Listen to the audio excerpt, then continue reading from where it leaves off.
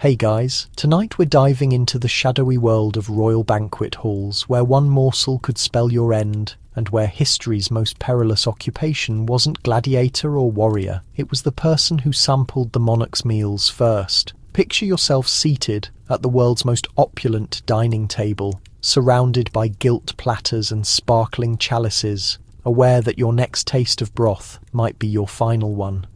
This was everyday life for those who tested royal food.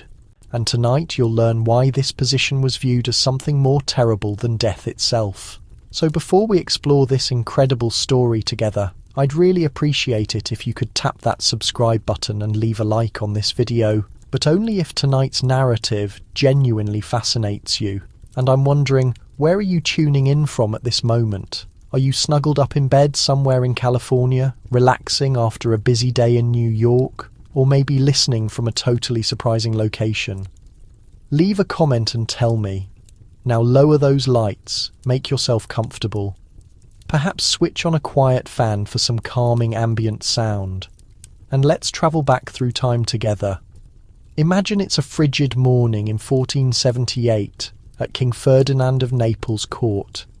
The magnificent dining chamber is already alive with attendants setting up breakfast. But before the monarch considers touching his meal, a young man named Giovanni, not even 20 years old, takes his place at a smaller table close by. His hands shake, not from the temperature, but from terror. You understand, Giovanni serves as the king's pregustator, his designated food sampler. And this morning, just like every morning over the last 6 months, he's preparing to gamble with his life for a meal he never requested. Now you're probably thinking, how terrible could it really be? Complimentary meals at the royal residence, correct? Well, here's the reality. Based on historical documentation from the Aragonese court, recorded by Italian historian Benedetto Croce, Giovanni had already witnessed 3 food samplers perish before his time. 3. One fell right at the morning table, foaming from his mouth. Another suffered through 2 excruciating days dying from arsenic contamination. The third? Well, the documents merely state he passed before sunset after sampling the king's deer meat. Can you picture showing up to your job every single day facing those statistics? The position of food sampler wasn't merely some irrational medieval creation, its origins stretch back millennia. The ancient Roman rulers employed them.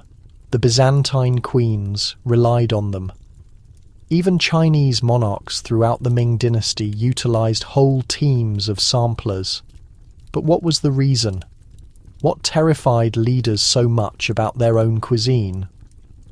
Let's discuss Emperor Claudius of Rome briefly. Now, Claudius was genuinely one of the more sensible emperors, not some deranged despot like Caligula or Nero. Yet in 54 AD, even with multiple food samplers, he still perished from contamination. The perpetrator, his own spouse, Agrippina, who supposedly bribed the food sampler to ignore his duty. She presented Claudius with a serving of mushrooms, his preferred meal, contaminated with sufficient poison to eliminate a horse. The sampler, a man called Helitus, subsequently admitted that he'd received payment equivalent to a year's wages to merely approve and declare the meal harmless. Based on Roman historian Tacitus in his work Annals, Claudius perished in torment within hours, opening the way for Agrippina's son Nero to claim the throne. So even employing a sampler provided no absolute protection. It served merely as the initial barrier in a never-ending game of lethal strategy. Now, let me transport you to medieval France, because this is where circumstances become truly grim. King Charles VI, who reigned during the late 1300s, didn't employ just one food sampler, he employed 7. 7 separate men who were required to sample every individual course, every individual beverage before it arrived at the royal dining table. And here's the disturbing aspect. They weren't willing participants. Most food samplers were either convicts who'd received an option between death and sampling, or they were attendants whose families received promises of monetary assistance if they perished while serving. A document from the Bibliothèque Nationale de France details the everyday protocol. Every morning, the 7 samplers would assemble in the kitchen at sunrise. The chief cook would prepare modest servings of everything on the monarch's selection. Then, in a particular sequence decided by the royal doctor, each sampler would eat a separate course. They'd need to remain at least 30 minutes, occasionally up to 2 hours, to determine if they displayed any indications of contamination. Nausea, perspiration, shaking, laboured breathing, enlarged pupils. The doctors maintained thorough records of reactions. Only once, all 7 men received clearance, would the monarch's morning meal be presented. But here's what haunts me at night. What about delayed action toxins? What about substances that required days to manifest reactions? The samplers were basically living test subjects, and nobody truly understood if they'd survive until the following morning. There's this devastating record from 1407. I discovered this in Pierre Samon's writings about a food sampler named Jacques. He'd been sampling for King Charles for 3 years, without problems. 3 years of consuming first, of serving as the human test subject, and he'd made it through. Then, one winter night, he sampled the monarch's wine. It was a particular vintage, a present from the Duke of Burgundy. Jacques consumed the obligatory taste, remained the required hour, felt completely normal, and granted his clearance. The monarch drank. Jacques returned home to his household. 3 days afterward, Jacques awakened, unable to control his legs. By that afternoon, the immobility had reached his arms. By nightfall, he struggled to breathe adequately. The identical wine that had appeared harmless had held an uncommon toxin, likely derived from hemlock or monkshood, that required 72 hours to trigger. Jacques perished before midnight. The monarch, who consumed considerably less, lived, but required weeks recuperating. Jacques left a spouse and 4 offspring. The royal administration provided his widow a lone gold piece and a container of wheat that represented his life's compensation. Are you still following along? I realise this is difficult, but I guarantee it becomes even more intriguing. Let's move ahead to Tudor England, because the Tudors elevated food anxiety to an entirely different dimension. When King Henry VIII settled down to dine, and believe me, Henry consumed quite a lot, there was an intricate ritual that would make contemporary security measures seem elementary. I'm referring to a procedure detailed in the royal household documentation at Hampton Court Palace. First, the meal would be created in a totally separate kitchen distant from the primary palace. What was the reason? Because Henry feared assassins infiltrating the preparation space. Second, armed sentries would transport the meal through the passages. Third, and this is where it becomes intriguing, there were genuinely 2 tiers of samplers. The initial sampler, typically a subordinate attendant, would sample the meal in the kitchen right after it was prepared. If he lasted 30 minutes, a subsequent sampler, a gentleman of superior standing, would sample it once more just before it was delivered to the monarch. Only at that point would Henry even glance at his dinner. But here's the mental anguish of it all. These samplers were required to display eagerness about the meal. They couldn't simply wince and consume. They were required to grin, praise the cook, make the meal appear tempting, picture attempting to appear cheerful and calm while potentially consuming poison. The psychological damage must have been catastrophic. There's a correspondence maintained in the British Library authored by a man named Thomas Culpeper in 1541, where he recounts his limited time as one of Henry's samplers. He wrote to his, "Every meal becomes an infinity. I sample the cooked swan and must pronounce it exquisite, though my tongue hunts for the acidity of poison. I taste the wine and must extol its year, though my throat constricts with dread. I have dropped 2 stone in mass, not from sickness, but from the fear that robs my hunger. During my own hours I petition nightly for release from this privilege that seems more like condemnation." Thomas petitioned for a reassignment to military duty within 3 months. He chose confronting French artillery to confronting the monarch's supper. Now, you're likely curious, what did these toxins genuinely do? How did they function? Well, The most prevalent royal toxin was arsenic. Scentless, flavourless, and easily obtainable in the medieval and Renaissance eras. Arsenic eliminates by triggering multi-organ collapse. Initially, you'd experience nausea, then brutal abdominal spasms, then retching and diarrhea so extreme you'd lose hydration. Within hours, your flesh would develop a ashen hue. You'd experience bewilderment, disorientation, and ultimately your heart would merely cease. The entire ordeal could span anywhere from hours to days, based on the quantity. The vicious brilliance of arsenic was its adaptability. A substantial quantity would eliminate rapidly. Ideal if you desired someone deceased before they could identify their assailant. But modest quantities across time, that would replicate natural sickness. The target would appear to be deteriorating from ailment, and nobody would imagine assassination. This is precisely what occurred to Francesco de' Medici, Grand Duke of Tuscany. In 1587, his food sampler, a man whose identity history regrettably didn't record, perished from what palace doctors labelled an unexpected fever. 2 days following, Francesco himself became ill with matching reactions.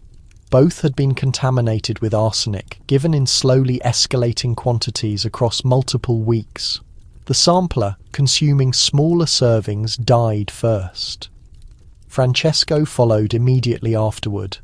Contemporary forensic examination of Francesco's body, performed by investigators at the University of Florence in 2010, verified deadly concentrations of arsenic in his hair and skeleton. But here's something that'll truly make you consider. Sometimes the food samplers weren't attempting to safeguard the monarch whatsoever. Sometimes they participated in the conspiracy. Remember Halitus, Emperor Claudius's sampler who accepted bribes? He wasn't unique. He represented part of a trend. In the Byzantine Empire, there are documents of no fewer than a dozen occasions where food samplers received payment from conspirators. The standard price, based on Byzantine monetary documentation, approximately 5 years' compensation. Sufficient to establish your household for life, provided you could flee to another realm before the conspiracy was uncovered. And that's the reality about this occupation. If you served as a food sampler, you faced constant approaches by individuals seeking to bribe you, intimidate you, control you. You became a vital element in everyone's political manoeuvring. Suppose you're a sampler for Queen Elizabeth I of England. The Spanish desire her eliminated. The French maintain their own designs. Dissatisfied English aristocrats are conspiring, and you're positioned there, the sole individual between all those murder attempts and the Queen's existence. The stress must have been utterly overwhelming. There's this record I appreciate from William Camden's Annales. He served as Elizabeth's authorised chronicler. He recounts an episode in 1584 where one of Elizabeth's samplers, a young man named Robert Carey, detected poison in the Queen's wine. Completely by chance. He wasn't even scheduled to be sampling that day. He was substituting for another sampler who was unwell. Robert consumed the required taste and instantly felt his tongue become numb. Having received training to identify this indication, he expelled the wine and sounded the warning. An inquiry disclosed that the usual sampler had reported sick because he'd received payment to remain absent that day. The poison was designed to remain invisible. Robert's unexpected arrival rescued the Queen from death.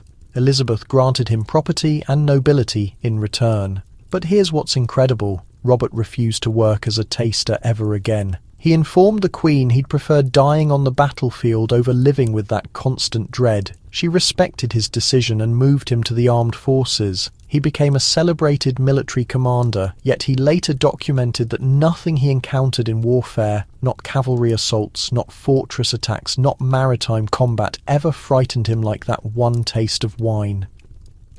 Let me tell you another tale before we continue, because this one truly demonstrates the complete madness of being a royal food taster. We're heading to Russia, to Ivan the Terrible's palace in the 1560s. Now, Ivan earned his fearsome name through genuine reasons. He was suspicious, brutal, and erratic. And his food tasters, they held the most nightmarish position in existence. Ivan didn't simply have his tasters sample his dishes. He would occasionally compel them to consume complete meals, morning, midday, and evening portions intended for him. If they survived all 3 servings, he'd consume the following day's food, but if they displayed any indication of sickness, even just stomach discomfort from excessive eating, Ivan would suspect poisoning and command the entire kitchen personnel executed. Based on the chronicle, the illustrated chronicle of Ivan, he cycled through 47 food tasters during a decade. Some perished from genuine poison, some died from execution due to Ivan's suspicious delusions. Some just escaped during nighttime, choosing to exist as outlaws rather than remain in that position. One taster, a man called Grigory, survived 3 years, an unprecedented duration at Ivan's palace. When questioned about his lengthy survival, Grigory supposedly stated, "I offer prayers before every dish not for survival, but for swift death. If death approaches, rapid poison offers kindness in this fortress." That statement originates from the documentation of a German envoy, Johann Tauber, who travelled to Ivan's palace and chronicled his observations. Grigory ultimately did perish, not from toxic substances, but from what the palace documentation termed exhaustion of the spirit. He simply ceased consuming food one day. Even dishes that had been verified by others, he deteriorated in his quarters, declining all sustenance. Contemporary psychologists would likely identify it as acute PTSD and depression. During that era, they simply stated he'd abandoned his desire to exist. And truthfully, can anyone fault him? Consider the mental state required for this position. For a moment, every dish represents a possible execution. You cannot appreciate food, something that's meant to be enjoyable, sustaining, communal, because it's been transformed into a weapon. You cannot place confidence in anyone working the kitchen. You cannot place confidence in those serving. You cannot even place confidence in your fellow tasters because any single one might be manipulated. You're existing in a perpetual condition of extreme alertness, anticipating the indication that signals poison, the feeling that signals your existence is concluding. The typical duration of a royal food taster throughout all European palaces between 1400 and 1700 was 18 months. 18 months. Some perished, some lost their sanity, some pleaded for different assignments. Very few concluded their service peacefully. It was a position that destroyed you through one method or another. Now, here's a question I want you to consider. Would you accept it? If you were existing in destitution, fighting to nourish your relatives, and the royal palace presented you the position of food taster with adequate compensation, pleasant lodging, and the honour of serving the monarchy, would you accept it? Understanding the probability, understanding the accounts. Share your genuine response in the comments. I'm truly interested where you establish that boundary between survival and self-preservation. Before we proceed, I want to present you with one last vision. Imagine the magnificent dining chamber of Versailles during the 1680s throughout Louis XIV's rule, the Sun King.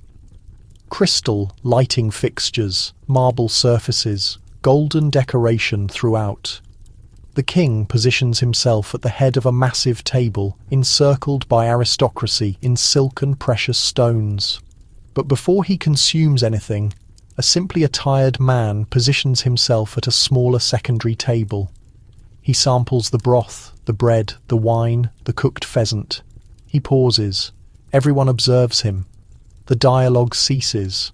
They're all focused on this single man, anticipating whether he'll survive or perish. His survival represents the cost of their dining. It's the most refined version of human offering ever conceived. And that taster, he's merely one element of a remarkably intricate and hazardous structure surrounding royal sustenance. Because the regulations didn't conclude at having someone sample your dishes. Oh, absolutely not. The limitations, the procedures, the completely bizarre demands regarding what royals could and couldn't consume. That's where circumstances become genuinely peculiar. So remain with me, because next we're exploring why monarchs throughout Europe were completely prohibited from consuming shellfish.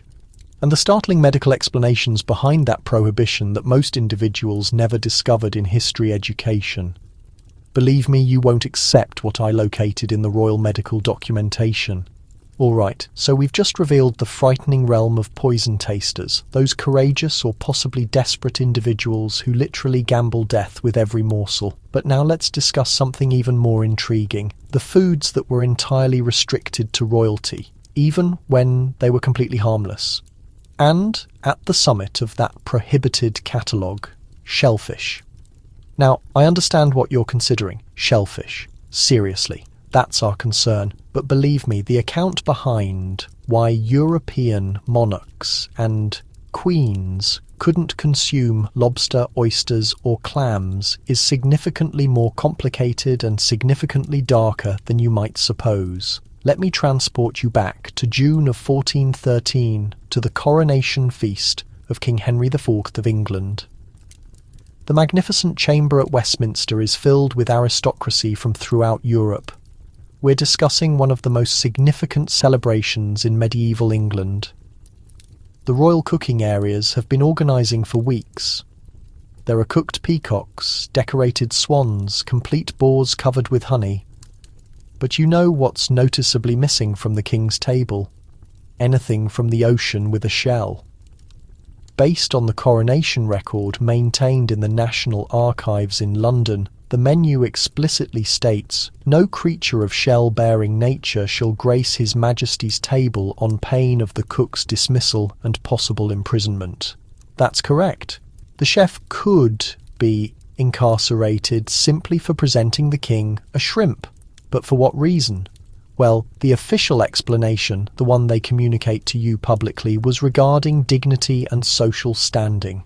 Shellfish were regarded as bottom feeders, creatures that consumed refuse and debris from the ocean floor. And there was this complete medieval philosophy recorded in dietary manuscripts like the Regimen Sanitatis Salernitanum from the 12th century that stated you transform into what you consume. Kings couldn't consume lowly creatures because it would genuinely diminish their royal nature. Sounds absurd, correct? Except here's the reality. They were unintentionally accurate, just for the incorrect explanations. See, medieval doctors didn't comprehend bacteria or toxins, but they did observe trends. And the trend they observed was individuals who consumed shellfish from particular regions became violently, terribly sick. Occasionally they perished, and nobody could determine why. Some shellfish were acceptable, while others were lethal. So the answer, especially for royalty, was prohibit all of it. Let me inform you about King John of England. Yes, the villainous King John from the Robin Hood tales. Well, John perished in 1216, and for generations historians questioned what killed him. The official account was dysentery, but there's a contemporary description by a monk named Roger of Wendover, documenting in his Flowers of History that presents a different account. Roger asserts that King John, while journeying through the eastern region of England, halted at a coastal settlement and against all counsel insisted to consume fresh oysters. He'd been desiring them for days. Apparently the regional monks cautioned him that the oysters from that specific bay had caused people illness. John, being John, didn't concern himself. He was the monarch. He'd consume what he desired. Based on Roger's description, John consumed an excess of oysters and fresh ale on the evening of October 12th, 1216. By the following morning, he was violently sick. Within a week, he was deceased. Now contemporary historians question whether it was genuinely the oysters or something alternative. Food contamination, dysentery, even assassination by adversaries. But Roger was persuaded the shellfish killed the monarch. And this account became folklore. It was shared and reshared in royal palaces throughout Europe as a warning tale. Recall King John, they'd state. Recall what occurred when a monarch consumed oysters. It became portion of the explanation why shellfish prohibitions were implemented so rigorously. But here's where it becomes medically intriguing. We now understand about something termed paralytic shellfish poisoning, or PSP. It's triggered by toxic algae that shellfish filter and concentrate in their flesh. Symptoms encompass tingling lips, numbness, respiratory difficulty, and in extreme cases, total paralysis and death. There's no treatment, and here's the horrifying aspect. You can't eliminate it through cooking. Heat doesn't eliminate the toxin. A flawlessly prepared, appetizing-appearing oyster can still kill you if it's contaminated. In 2015, investigators at the University of East Anglia conducted a study examining historical documentation of mysterious royal deaths in coastal regions. They discovered at least 17 cases between 1200 and 1600 where European royalty perished with symptoms matching PSP after travelling to coastal areas. 17, and those are merely the recorded ones. So those medieval doctors with their concept about corrupt humours and toxic vapours from the ocean, they were genuinely onto something authentic.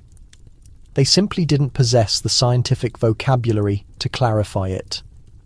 Now let's jump over to France, because the French elevated the shellfish prohibition to a completely different dimension. King Louis IX, subsequently, St. Louis genuinely made it a spiritual matter. In the 1250s, he proclaimed that consuming shellfish was not merely medically hazardous, but spiritually contaminating. He referenced biblical passages about creatures of the ocean without fins or scales being impure. Never mind that this was initially about Jewish dietary regulations and didn't genuinely apply to Christians. Louis was attempting to make a statement about royal purity. There's this magnificent illuminated manuscript from 1260, currently housed in the Bibliothèque Nationale de France, that displays Louis and I at a banquet. The artist very deliberately illustrated every dish on the table. Fish with fins. Absolutely, fish with scales. Certainly.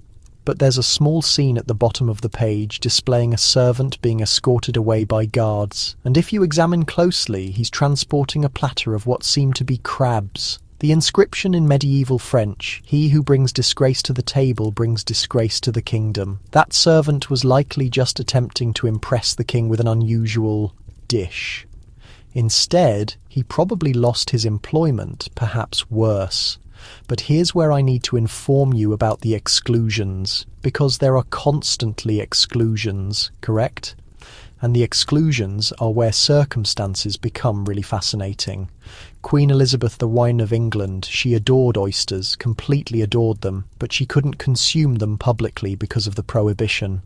So what did she accomplish? Based on John Stow's survey of London, Elizabeth had a confidential arrangement with oyster fishermen from Colchester. They'd transport fresh oysters directly to her private quarters, and she'd consume them alone, or with her most reliable ladies-in-waiting. It was an acknowledged secret at court. Everyone understood, but nobody discussed it publicly because, well, you didn't challenge the Queen. There's even a documentation of expenditures in the royal household ledgers from 1575 that catalogue private provisions for Her Majesty's personal table, a questionable line entry that historians suspect was terminology for her clandestine shellfish practice. Elizabeth was jeopardising her standing and potentially her well-being for oysters. That's commitment, and she wasn't isolated. King Charles II in the 1660s was infamous for his passion for seafood. He'd organise private shellfish gatherings at night, separate from the formal court. Samuel Pepys, the renowned diarist, participated in one of these gatherings in 1667 and documented it in his diary. The monarch did consume a substantial quantity of prawns and lobster, laughing throughout at the ridiculousness of the prohibition. He announced that no regulation established by deceased men should dictate what a living monarch places in his mouth. Charles genuinely attempted to officially remove the shellfish prohibition in 1664, but his counsellors persuaded him against it. They contended that if the monarch publicly consumed shellfish and then became sick, which was a genuine possibility, it would be interpreted as divine retribution. The monarchy couldn't tolerate that kind of symbolism, particularly since Charles's father, Charles III, had been executed merely 15 years previously. The crown was still vulnerable, so Charles continued consuming his lobster in secrecy. and the public prohibition remained intact. Now, here's a question for you. Can you envision having boundless power and prosperity, but not being capable of consuming something as straightforward as a crab cake publicly? Like, you're genuinely the monarch. You can announce wars, you can execute individuals, you can modify laws, but you can't have shrimp scampi at a state reception? The ridiculousness of it is somewhat hilarious when you consider it, but the ramifications were deadly serious. Let me inform you about what transpired in Spain in 1598. King Philip II was perishing gradually, agonizingly, from multiple conditions. He was confined to bed at the Escorial Palace, and in his final weeks, he apparently developed intense desires for the foods of his childhood, including shellfish from the Mediterranean coast. His doctors declined. They referenced the prohibition, the hazard, the impropriety. Philip, in tremendous agony and confronting death regardless, implored them. Based on Father José de Sigüenza, who documented a detailed description of Philip's final days in his History of the Order of St. Jerome, the monarch stated, "I am perishing already. What damage can a mussel do to a perishing man? Allow me to taste the ocean one final time." They still declined. Philip II perished without receiving his final desire. And when his son Philip III learned this account, he was apparently so affected, or possibly guilty, that he discreetly modified the royal household regulations. Shellfish could now be presented to the dying. It was a small compassion, but it was something. The medical reality underlying all this anxiety was genuinely pretty legitimate, though beyond PSP there's also something termed Vibrio infection, bacteria that flourish in warm coastal waters and concentrate in shellfish. Symptoms encompass severe diarrhea, vomiting, and in individuals with compromised immune systems, it can be fatal. And guess what? Many European royals had compromised immune systems from inbreeding, from lead contamination, from their elaborate dishes and cosmetics, from absence of exercise and inadequate overall well-being despite their prosperity. A study released in the Journal of Medical Biography in 2008 examined the health documentation of European monarchs from 1500 to 1800. They discovered that royalty genuinely had elevated rates of foodborne illness than the general population, likely because they consumed more unusual foods, more meat, and their food was managed by more individuals, each one a potential source of contamination. The very circumstances that made royal food exceptional also made it hazardous. So when you introduce shellfish into that combination, food that's remarkably perishable, that can contain invisible toxins, that demands careful sourcing and management, yeah, the danger was authentic. But here's what's intriguing to me. The prohibition created this peculiar contradiction. Shellfish became prohibited fruit the more you couldn't possess it, the more appealing it became. There are descriptions of young princes escaping from palaces to consume at common taverns, explicitly because they presented clams and mussels. It was an act of defiance, a method to feel ordinary, to encounter something genuine that their royal position denied them. Prince Henry, the elder son of King James I of England, was renowned for this. Before his devastating death in 1612 at age 18, likely from typhoid fever, Henry would apparently disguise himself and travel to London fish markets with a few reliable friends. A letter from one of his associates, documented years afterward and maintained in the British Library, recounts how Henry would purchase oysters from street vendors and consume them, remaining there in the market, smiling like a child escaping with something mischievous.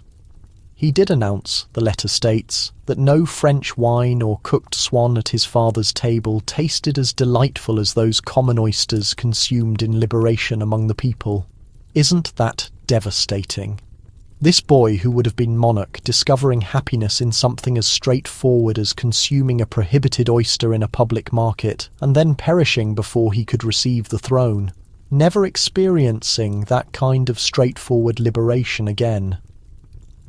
The shellfish prohibition persisted in various European courts well into the 18th century, even as scientific comprehension advanced. For what reason? Because by then, it wasn't genuinely about well-being anymore. It was about custom, about preserving the mystique of royalty, about maintaining that division between monarchs and common individuals.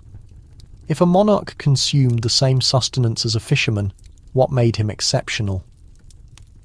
There's a magnificent statement from the French philosopher Brillat-Savarin, documenting in 1825. In his work, The Physiology of Taste, the table of a monarch is not simply a location to dine, but a platform upon which authority is demonstrated. Every dish is a declaration, every prohibition a reminder of distinction. The monarch who consumes as common men consume ceases to be sacred. That's what the shellfish prohibition genuinely represented, the concept that royalty was fundamentally distinct from everyone else, down to the molecular dimension of what they could digest.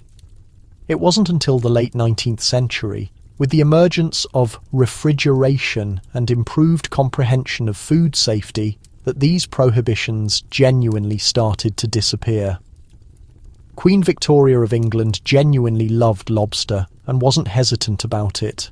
By her rule, the old prohibition seemed charming and obsolete. But even Victoria had regulations. Lobster could only be presented at private dinners, never at state banquets. The custom perished hard. And you know what? Contemporary royal families still have food limitations, though they're presented differently now.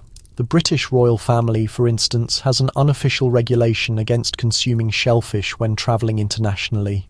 The explanation? Not superstition or social distinction, but straightforward pragmatism. If you're on a state visit and you acquire food contamination from spoiled shrimp, it's an international crisis, so they avoid elevated risk foods as a security precaution. The reasoning has transformed, but the outcome is the same. Royals don't consume shellfish, at least not publicly. So let me ask you, if you were presented the crown, understanding you'd have to surrender certain liberties, even something as minor as consuming lobster publicly, would you accept it? Is boundless authority worth the endless limitations? Consider that and share your thoughts in the comments. I'm interested what you'd surrender for a throne. The shellfish prohibition is just one illustration of how food regulations controlled royal existences in methods that seem bizarre to us now. But if you consider that's peculiar, wait until you learn about the genuine physical regulations around consuming. The requirements about how royals had to contact their food, how they had to hold their implements, the elaborate hand-cleansing rituals that could require 20 minutes before a single morsel. And if they executed it incorrectly, well, the ramifications could be harsh. So remain with me, because we're about to explore the strangest dining etiquette regulations ever established, where the incorrect fork could get you expelled from court, and where simply contacting your food with your fingers might be interpreted as an act of treason. You know what's extraordinary? We've been discussing poison and prohibited foods, but here's something that will genuinely astound your mind. There were royal courts where the genuine act of contacting your food with your hands could get you executed. Not exaggerating, executed for using your fingers to consume.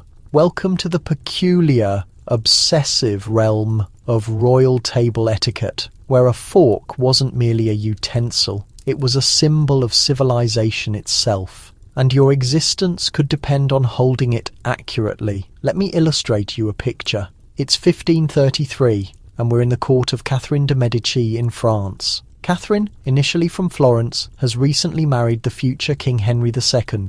She's brought with her something the French court has never witnessed before.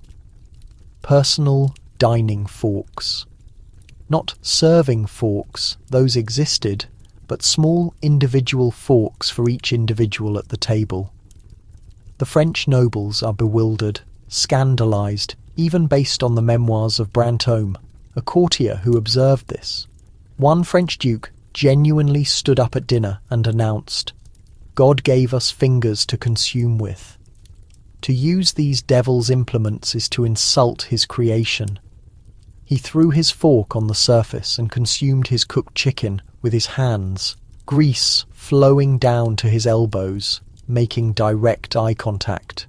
With Catherine, the entire time, it was a power maneuver, a declaration that stated, "We don't need your Italian innovations." But Catherine was patient. She comprehended something that would transform European dining permanently. Controlling how individuals consume is controlling how they conduct themselves, and controlling conduct is controlling authority. Within 20 years, the fork became obligatory at the French royal table. Not optional, obligatory. And here's where it becomes dark. If you were discovered consuming with your fingers at a formal dinner in the court of King Henry III, Catherine's son, you could be penalised, publicly humiliated, or in extreme cases, expelled from court entirely. Your political career could conclude because you picked up a piece of bread with your bare hand instead of using a fork. Does that sound insane? Because it should. But let me clarify the twisted logic underlying it. In the medieval and Renaissance mind, there was this concept termed the Great Chain of Being. Essentially a hierarchy that positioned God at the summit, then angels, then humans, then animals, then plants, then minerals, everything in its position. And one of the key distinctions between humans and animals was that humans used implements. Animals consume with their mouths directly. Humans supposedly use instruments. So when you consumed with your hands, you were genuinely in their worldview, reducing yourself to the dimension of an animal. And a monarch or queen couldn't accomplish that. Royalty had to be the pinnacle of humanity, the nearest to divine. Using a fork wasn't merely good manners, it was a theological declaration. There's this intriguing book termed Galateo, documented by Giovanni della Casa in 1558. It's essentially the first etiquette manual ever released. Della Casa documents, it is not appropriate to scratch yourself at table, nor to spit, nor to place your fingers in your ears, and certainly not to contact the food with hands that have not been ceremonially washed, for hands that contact common things cannot contact the sacred meal without contamination. Sacred meal? He's discussing dinner, regular sustenance. But in the royal context, every meal was treated like a spiritual ceremony. Now let's discuss the hand cleansing rituals, because this is where circumstances become completely absurd. Before King Louis XIV of France would consume, there was a ceremony that involved no fewer than 7 servants and required approximately 15 minutes. I'm not fabricating this. This is recorded in the Almanac Royal, the official documentation of court procedures. First, a page would transport in a golden basin filled with warm water perfumed with rose petals. Second, another servant would transport a fine linen towel explicitly woven for the monarch's hands exclusively. Third, a nobleman, not a servant but a genuine noble, would pour the water over the monarch's hands while he held them over the basin. Fourth, another noble would present soap, not regular soap, but soap manufactured from olive oil and lavender, formulated by the royal apothecary. Fifth, more water for rinsing. Sixth, the linen towel for drying. And seventh, a final inspection by the king's physician to ensure the hands were appropriately clean. 15 minutes for cleansing your hands before every meal. And if any step was executed incorrectly, if the water was too heated, if the towel had a wrinkle, if the pour wasn't smooth, the entire ceremony would commence over. The nobles executing this ritual were constantly anxious. Their standings depended on performing a perfect hand cleansing. So here's what's really wild. After going through that whole complicated hand-washing ritual, the king still wasn't allowed to actually touch his food. I'm talking about every single thing, bread included, had to be consumed using utensils. Look at paintings of Louis XIV having a meal, and you'll notice something strange. He's using a fork to eat bread. We're talking about bread, literally the most hands-on food that exists. A guy at court called St. Simon kept incredibly detailed records of daily life at Versailles, and he wrote about seeing Louis have breakfast one day in 1702. The king wanted a croissant, just a simple pastry, but palace protocol said he couldn't pick it up. A servant had to slice it into tiny bits, and Louis used a fork for every single piece. St. Simon documented it, saying His Majesty ate the croissant with such careful precision that not even one crumb accidentally dropped onto the plate. It was like watching a performance of complete control, showing that even during meals the king maintained absolute mastery over everything. Try to picture that kind of constant awareness. You can't just pick up a piece of bread and take a bite. You have to demonstrate perfection at every single meal, fully aware that dozens of eyes are tracking and evaluating your every move. But hold on, it actually gets stranger.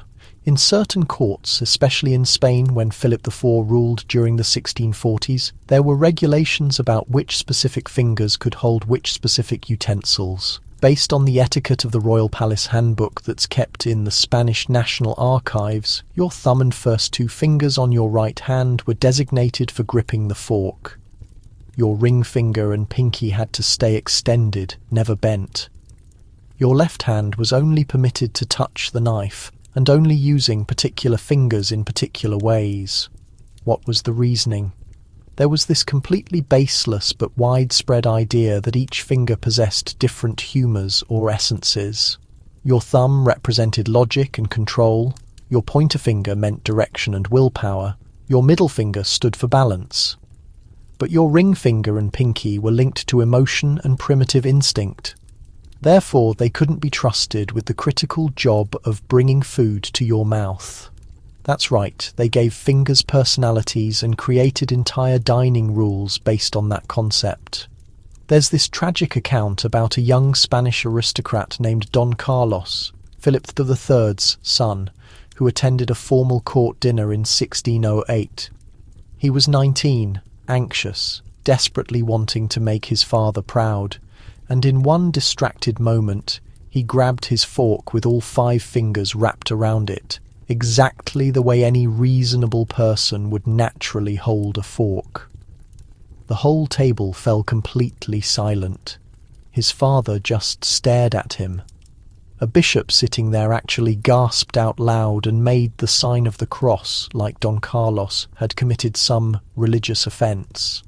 The young man immediately realised what he'd done. His face turned bright red. He attempted to fix his grip, but it was too late. Court records show that Philip III refused to speak to his son for 3 full days following that dinner, 3 days of complete silence over how a kid gripped a fork.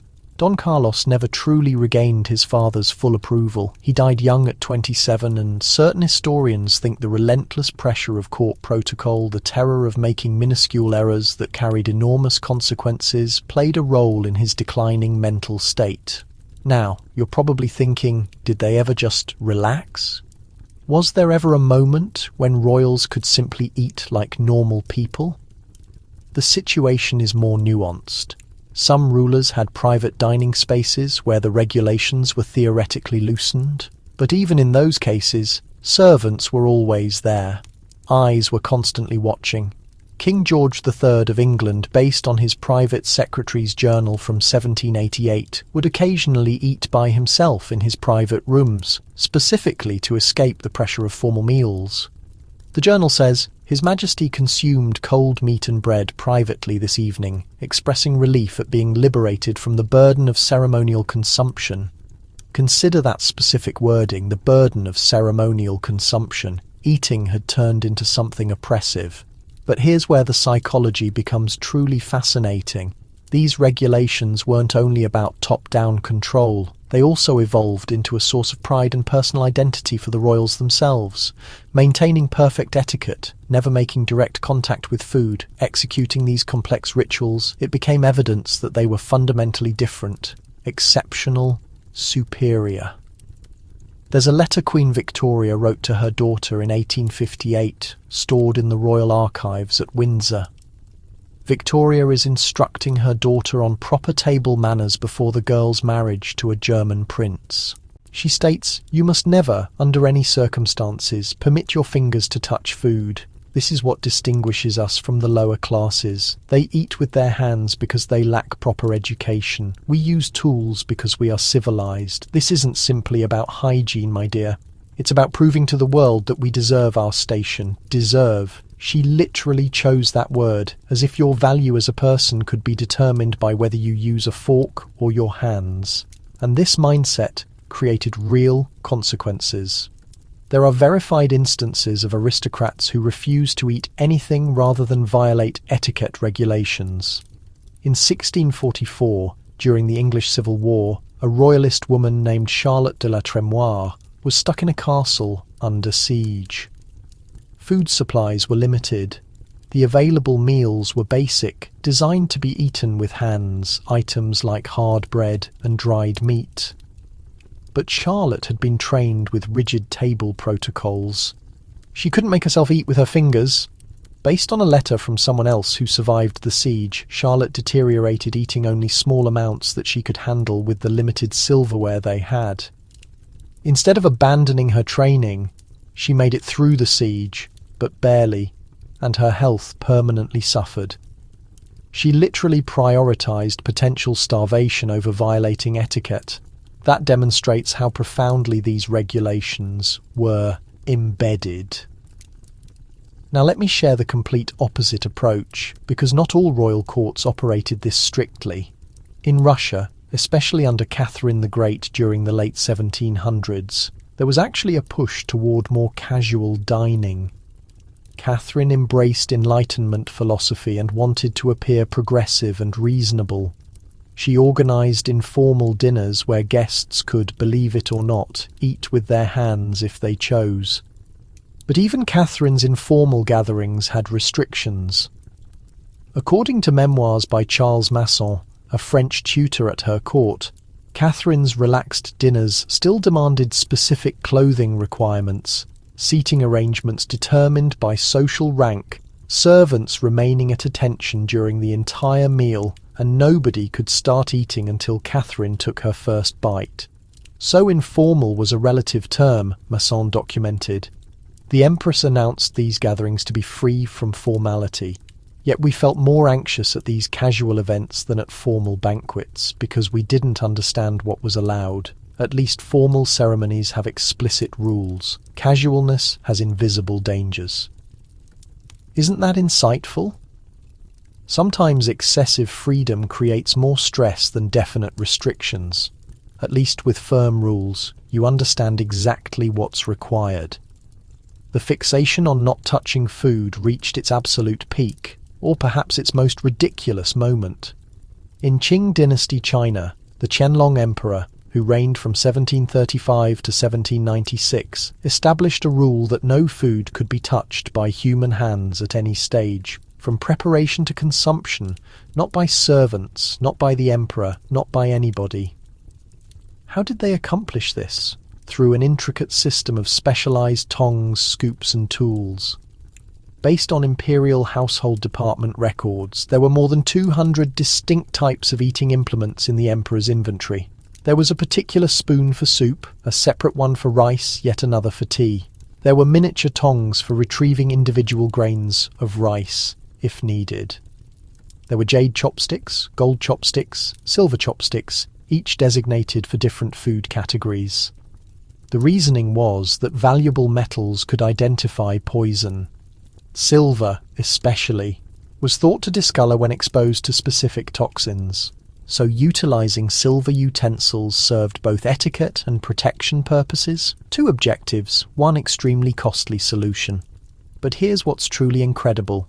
Kitchen workers in the imperial cooking area also wore special silk gloves, and they employed tools to manage ingredients. A cook couldn't work dough with his hands. He had to use wooden implements, couldn't form dumplings with his fingers, had to use shaping tools. The philosophy was that human contact contaminated the purity of food intended for the emperor. A Jesuit missionary named Jean-Denis Attière, who came to the Qing court in 1743, documented in his correspondence back to Europe, "I have observed the creation of the emperor's meals, and it resembles less a kitchen than a factory, less cooking than mechanical engineering. Everything is accomplished with instruments. The human hand, which God created for making things, is banned from this activity. It's as if they think the emperor lives in a dimension beyond human contact. When those letters arrived in France, they were shared at the court of Louis XV, and guess what? French aristocrats began copying it. Within 10 years, there were French nobles attempting to consume complete meals without any direct food contact. Acquiring increasingly complex utensil sets, it turned into a contest who could eat the most challenging foods with the most absurd implements. There's an amusing description from 1755 of a French duke trying to eat grapes. Using exclusively a fork and knife, no fingers, he managed to pierce one grape, but it flew across the room and struck another aristocrat in the face. Rather than laughing, which would have been the typical human reaction, everyone acted like nothing happened. They simply kept eating in silence because recognizing the absurdity would mean acknowledging the entire system was preposterous. And that's the reality about these food contact regulations. Everyone understood on some level that they were extreme, but nobody could acknowledge it without threatening the complete social framework that their authority relied on. It was a shared delusion that everyone engaged in, because the alternative, accepting that monarchs were just ordinary humans who should be able to eat with their hands like everybody else, was too threatening to consider. So, let me pose this question. In your own existence, what regulations do you observe, simply because that's the accepted way? Even when they're illogical, we all have them, correct? Small social customs we execute to belong, to appear respectable, to preserve our status in whatever social structure we're involved in. Leave a comment and share with me a regulation you follow that you privately think is meaningless. I'm genuinely interested if we're that different from these monarchs, or if we're all just performing our own adaptation of the identical game. The fork regulations, the hand cleansing ceremonies, the ban on touching food, these are all components, elements of a broader system of domination. But they were also indications of a more profound anxiety. Because when your complete identity rests on being exceptional, being distinct, being elevated above everyone else, you must continuously demonstrate it. And food, something universal, something fundamentally equalizing, transforms into a battlefield for displaying superiority. But if you believe table manners were complex, just hold on. Because we haven't even discussed what occurred when royal children entered this system. The food restrictions imposed on princes and princesses from the instant they could eat solid food were absolutely devastating. We're discussing regulations so severe, implemented so inflexibly, that they actually restricted the development and harmed the well-being of future monarchs. And the logic behind these childhood food regulations. It'll make you reconsider everything you assumed you understood about how royalty educated their successors. If you believed the adult regulations were terrible, what happened to royal children will genuinely devastate you. Picture being 4 years old, you're starving. You notice an apple on the table, fresh, crimson, flawless. You extend your hand and instantly 3 adults race over to prevent you. Not because the apple contains poison, not because it's spoiled, but because apples are on your prohibited list. You're a prince, and princes don't consume apples. At least not until you reach 7. And even after that, only particular types prepared in precise methods, presented at sanctioned times. This was actual life for royal children throughout Europe, and the outcomes were significantly worse than anyone acknowledges. Let me present Prince Felipe Prospero of Spain. Born in 1657, he was the successor to the Spanish throne, the promise of the Habsburg dynasty. His parents, King Philip IV and Queen Mariana, desperately needed a healthy male successor. They'd previously lost multiple children during infancy, so when Felipe arrived, they implemented everything the royal doctors advised everything. And those doctors held very definite beliefs about what a prince should consume. Based on medical documents from the Spanish court, maintained in the Biblioteca Nacional de España, royal children were placed on severely limited diets founded on the theory of humours. The concept was that children possessed naturally hot and moist temperaments. excessive vital energy that required cooling and drying through deliberate food choices. So what did that translate to practically? No fresh fruit. Too moist, too cooling would trigger digestive problems. No vegetables except during winter, and even then only prepared until mushy. Raw vegetables were deemed hazardous. No water, only diluted wine or beer because water was believed to thin the blood. Minimal meat. Before age 12, meat was too heating for young temperaments. The main foods permitted for young Felipe: bread dipped in wine, boiled, cereals, sporadic fish. Candied almonds for a special occasion. That's everything. That was the diet they provided the future Spanish king. By the time Felipe Prospero reached 3 years old, court paintings reveal a wan, skinny child with dark shadows beneath his eyes. He appears drained, undernourished. By age 4, he couldn't walk correctly. His legs were too frail. The court doctor recorded in his files that the prince was fragile in temperament, susceptible to sickness with limbs that lack strength. Felipe died 2 weeks shy of his 4th birthday. The official explanation? They labelled it natural weakness. But contemporary medical examination of the historical documents published in a 2011 research paper in the journal Pediatrics International determined that Felipe Prospero almost definitely died from acute malnutrition and vitamin shortage. His limited diet had essentially starved him to death. Even though he was among the wealthiest children globally, and his parents never doubted it, they assumed they were following best practices, adhering to the finest medical guidance accessible. They believed they were safeguarding their son. Instead, they destroyed him with affection and lack of knowledge. This wasn't a unique situation. This was protocol across royal families. Let's move to France, because the French elevated childhood food restriction to an entirely new dimension. The Dauphin, the successor to the French throne, had a recorded diet schedule from birth. I'm referring to an actual written timetable of what could be consumed at what age, specified to the exact hour of the day. In the Versailles archives, there's a document titled Le Régime du Dauphin from 1751, detailing the food regulations for the infant prince who would ultimately become Louis XVI.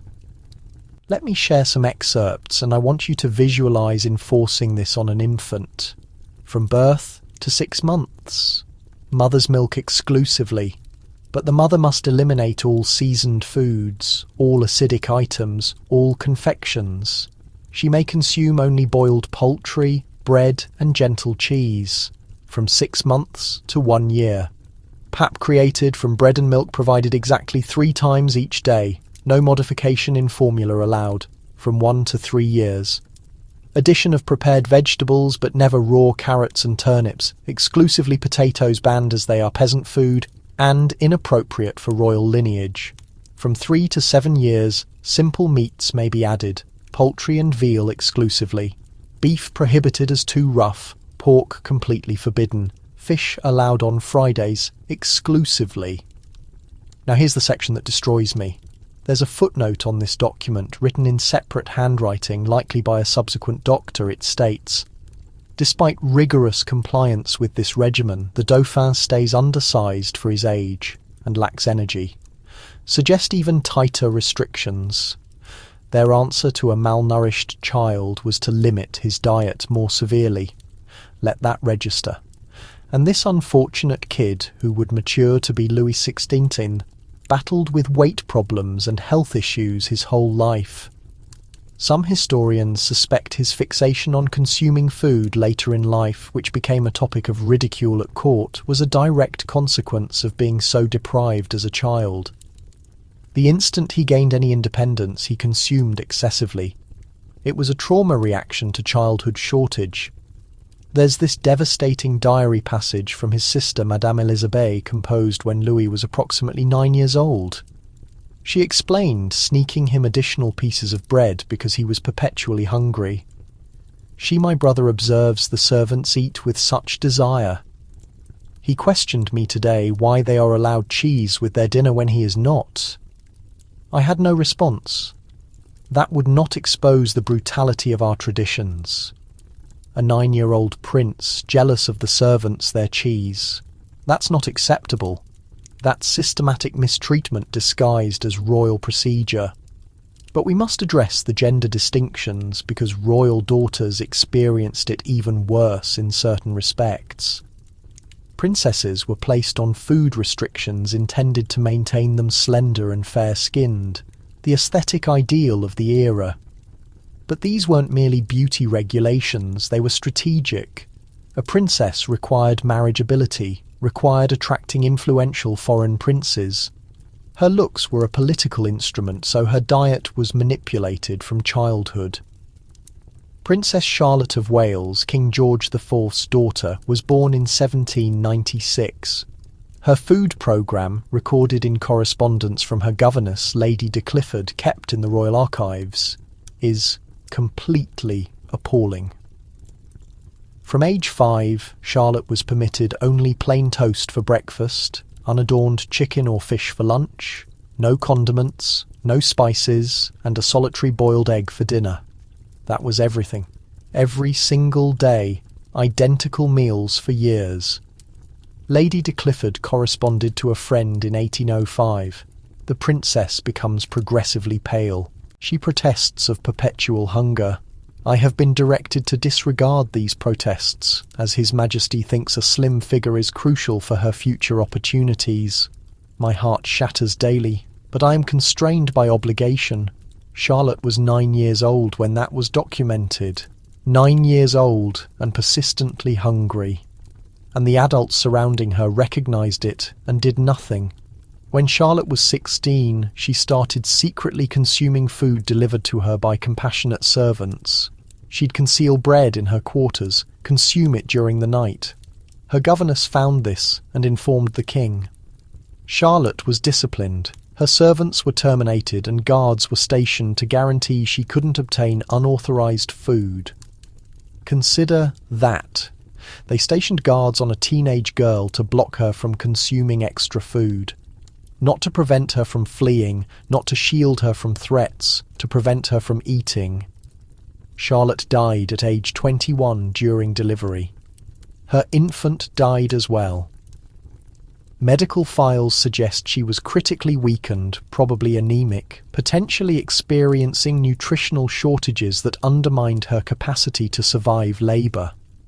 The food restrictions of her youth and teenage years may have led to her death.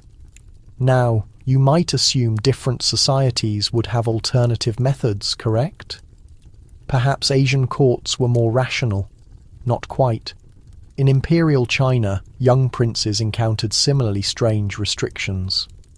Based on the Forbidden City records published in the book The Last Emperor's Governess by Reginald Johnston, young princes of the Qing dynasty were prohibited from consuming anything that represented aggression. What does that signify? No predatory creatures, no carnivorous seafood, no eagles, no tigers. Naturally, those weren't typical foods regardless. But it included no crabs because they move sideways and are therefore misleading. No duck because ducks quarrel and are consequently aggressive. The reasoning was that consuming aggressive creatures would render the prince aggressive, and an effective emperor required being composed and intelligent. So, young princes consumed mainly grains, vegetables, meticulously chosen, docile fish like carp and poultry, because chickens were regarded as gentle. But here's the difficulty. Developing boys require protein, they require fats, they require varied nutrients. A diet of predominantly grains and vegetables doesn't supply that, so numerous young Chinese princes developed undersized, feeble and unhealthy, and then their adversaries would exploit this as propaganda, claiming the dynasty was deteriorating, that heaven was removing its blessing. It became a cyclical prediction. They limited the boys' diets to make them virtuous, which rendered them weak, which made them appear unsuited to govern, which damaged their authority. Puyi, China's final emperor, documented in his autobiography From Emperor to Citizen about his youth diet. He portrayed being hungry, perpetually fantasizing about food, questioning his instructors why he couldn't consume the identical meals as the servants, who appeared significantly healthier and more robust. His instructors informed him, You are intended for heaven. You cannot consume as mortal beings do." Puyi mentioned that he didn't feel intended for heaven. He felt lightheaded, exhausted, and constantly dissatisfied. He was 7 years old when he documented this in his subsequent memories. Let me share about the vitamin shortage illnesses that afflicted royal children due to these insane diets. Rickets was remarkably prevalent, an illness caused by vitamin D shortage that creates soft, misshapen bones. You obtain vitamin D from sunlight and specific foods like seafood and eggs. But royal children frequently weren't permitted much sunlight. Too ordinary, too risky, and their limited diets reduced vitamin D consumption. A research of royal paintings from 1500 to 1800, released in the Journal of the Royal Society of Medicine in 2005, discovered visual proof of rickets in roughly 40% of depicted royal children. Bent legs, twisted spines, swollen joints. It's directly there in the paintings, concealed in obvious view. Artists depicted what they observed, and what they observed were undernourished children. Scurvy. Vitamin C shortage was another one.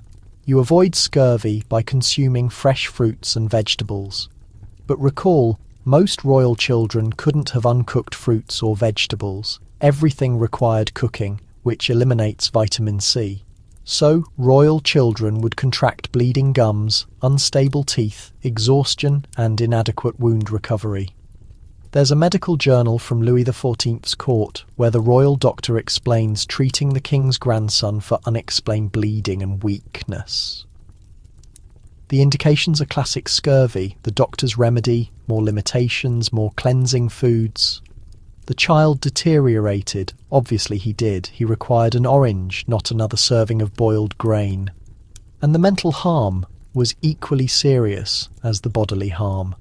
Developing with persistent food stress, persistent observation, persistent domination over one of the most fundamental human requirements, eating generated profoundly unhealthy relationships with food that persisted into maturity. King Henry VIII of England is notorious for his enormous appetite and weight problems later in life, but historical files reveal he was maintained on a severely limited diet as a child. His elder brother Arthur was the successor, so Arthur received precedence in everything, including food. Young Henry frequently received remainders, plainer meals, reduced meat. When Arthur died abruptly, and Henry became successor at age 10, everything transformed. Abruptly, Henry accessed unlimited rich food, and he never ceased eating. His childhood deprivation generated adult overindulgence. The identical pattern emerges repeatedly. Limited in childhood, compulsive about food in maturity. Now here's something that might astonish you. The ordinary children, peasant kids, merchant kids, even lower nobility, were typically healthier than royal children. They consumed plainer food, certainly, but they consumed more diversity than they consumed fresh fruit when it was obtainable. They consumed vegetables from their plots. They consumed water directly from wells.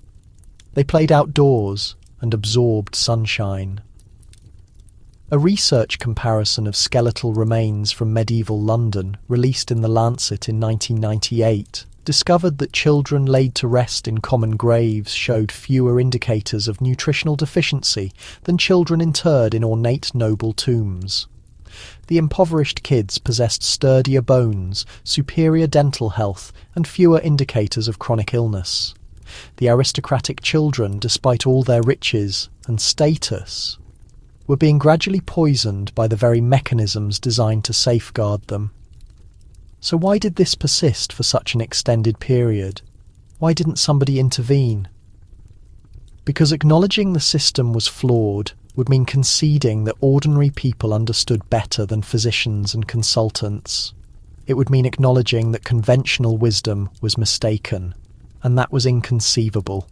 The entire social structure relied on the notion that royalty was superior in every aspect, including in understanding about child rearing.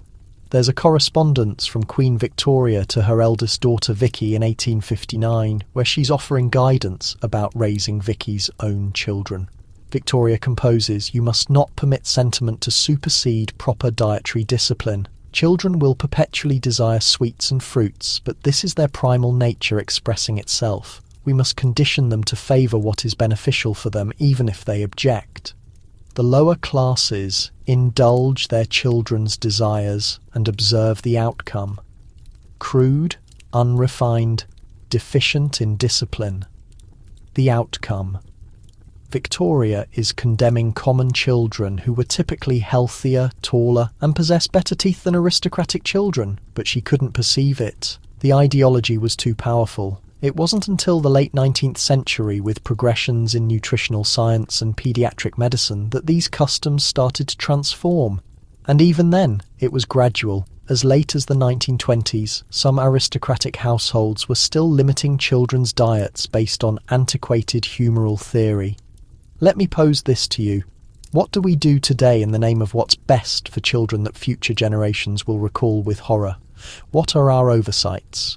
Because I guarantee we possess them, every generation does. Share your perspectives in the comments. What contemporary parenting trend do you think we'll regret? The misfortune of aristocratic childhood diets is that it was all executed with good intentions. Devoted parents attempting to safeguard their children, adhering to expert guidance, doing everything correctly and still inflicting tremendous harm. But the food regulations didn't just influence what aristocratic children consumed. They were part of a much broader picture of how food was utilised as a language at the aristocratic table. A complicated system of symbols and signals where every dish, every placement, every seating arrangement transmitted political significance. The dining table wasn't simply a place to consume food. It was a battlefield where conflicts were won and lost, where partnerships were established and shattered, where a misplaced salt cellar could ignite an international incident. And comprehending the secret language of aristocratic table settings, that's where things become truly captivating. Here's something most people never grasp. At an aristocratic banquet, nothing, and I mean absolutely nothing, was positioned on that table by chance. That golden salt cellar situated 3 inches to the left of the king's plate. Political declaration. The distance between the French ambassador's chair and the Spanish envoy's seat. Deliberate insult. The particular type of wine served to each guest. A coded communication about their current standing at court. Every fork, every napkin, every decorative flower arrangement was a word in a secret language that everyone at the table was desperately trying to decipher. And if you misinterpreted the message, if you occupied the wrong chair, reached for the wrong glass, or, heaven forbid, touched a dish intended for someone of higher rank, you could obliterate your career, your family's reputation, or even provoke a war. Welcome to the most perilous game of musical chairs ever conceived. Let me transport you to Vienna. The Habsburg court is accommodating a diplomatic dinner. The Holy Roman Emperor Maximilian I is attempting to negotiate a marriage alliance with the King of Hungary. Everything is dependent on this dinner proceeding well. The seating arrangement has consumed 3 weeks to organise. Court officials have measured the distances between chairs with actual rulers. They've deliberated the angle of each seat. They've consulted precedent books extending back 100 years. And then the Hungarian ambassador arrives and observes where he's been positioned. 4 feet from the emperor's table. 4 feet. The French ambassador is 3 feet away. The Venetian envoy is 3.5 feet. According to the diary of Maximilian's secretary, the Hungarian ambassador stood immobile in the doorway. His face went pale. He turned to his aide and murmured something. Then, without uttering a word to anyone else, he departed. Just left. The entire delegation accompanied him. They travelled back to Hungary. That same night, the marriage alliance collapsed. Years of negotiation demolished because of 6 inches of floor space. You think I'm exaggerating? I wish I were. But there's a whole book, the Ceremonious Aule Byzantini, composed by Emperor Constantine VII in the 10th century. That's literally a 500-page instruction manual on table placement and seating protocols. 500 pages about where people sit at dinner. Constantine composes, "The science of placement is the science of empire. He who controls the table controls the perception of power. Distance from the emperor's seat is distance from the sun. Each foot represents a degree of warmth, of favour, of influence. To err in placement is to err in governance. Consider what he's expressing. The physical distance between chairs is a measurable unit of political power, and everyone comprehended this language. When you entered an aristocratic banquet hall, you could interpret the current political situation just by observing who sat where, but it becomes so much more elaborate than just distance. Let's discuss the salt cellar, because salt was the single most significant object on any aristocratic table, and its placement could elevate or destroy you. In medieval and Renaissance Europe, there was usually one massive, ornate salt cellar, often constructed of gold encrusted with jewels, shaped like a ship or a castle. This wasn't just for seasoning. This was the dividing line of the entire social hierarchy present at that meal. If you sat above the salt, meaning between the salt cellar and the head of the table, you were significant. You were nobility, a favoured courtier, a distinguished guest. If you sat below the salt, on the other side of it, farther from the host, you are lesser nobility, minor officials, or people attending out of obligation rather than honour. And that phrase, below the salt, we still employ it today, though most people don't comprehend where it originates. When we say someone or something is below the salt, we mean it's inferior, not up to standard. The phrase endured centuries because the social structure it described was so rigid, so universally comprehended. There's a notorious incident from 1520 at the court of King Henry VIII. A nobleman named Sir William Bulmer had fallen out of favour with the king for switching allegiance to the Duke of Buckingham at a state banquet. Henry personally instructed that Bulmer be seated below the salt, a position he hadn't occupied since he was a teenager just commencing his court career. According to Hall's Chronicle, a contemporary account by Edward Hall, Bulmer sat through that entire dinner in silence, staring at his plate. He didn't consume food, didn't drink, just sat there enduring the public humiliation. Everyone in that hall comprehended what was transpiring. His placement was an announcement. Sir William Bulmer has lost the king's favour. And sure enough, within months, Bulmer lost most of his positions and income. The seating arrangement was the initial signal of his downfall. But wait, because the salt cellar's placement could also convey more nuanced messages. At the French court under Louis XIV, documented in the Mercure Gallen Gazette from 1686, there were actually multiple salt cellars utilised at large banquets. The primary one in gold for the king, secondary ones in silver for princes and dukes, and tertiary ones in crystal for lesser nobility. But here's the genius. If Louis desired to signal that someone was ascending in favour, he'd have servants position them closer to a higher rank salt cellar, not relocating them above or below, just angling them toward a superior one. It was such a subtle shift that the person might not even notice immediately, but everyone else observing would comprehend the king is considering elevating this person. It was political theatre at its finest, and Louis understood it. He once stated, according to the memoirs of the Duke of St. Simon, "Every meal is a performance. The table is my stage, and seating is my script. I can elevate a man or destroy him between the soup and the dessert, and he will not know which until he observes where his chair is positioned. Cold, brilliant, terrifying." Now, let's discuss what was actually positioned in front of each guest, because this is where the symbolism becomes really wild.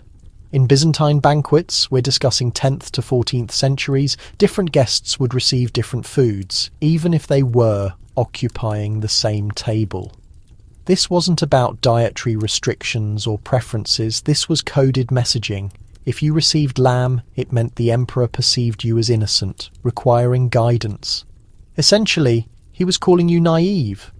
If you received beef, it meant you were perceived as strong and useful for labour, not exactly a compliment when you're a visiting dignitary. If you received game birds, like pheasant or partridge, it meant you were considered worthy of the hunt, a peer in nobility and wit. There's a Byzantine manual called the Book of Ceremonies that catalogues all these food symbols. The visiting ambassador from Persia in 917 received primarily fish. Why? Because in Byzantine symbolism, fish represented someone slippery, hard to pin down, not entirely trustworthy. The emperor was calling the Persian ambassador a slippery character through the menu. And the brilliant part?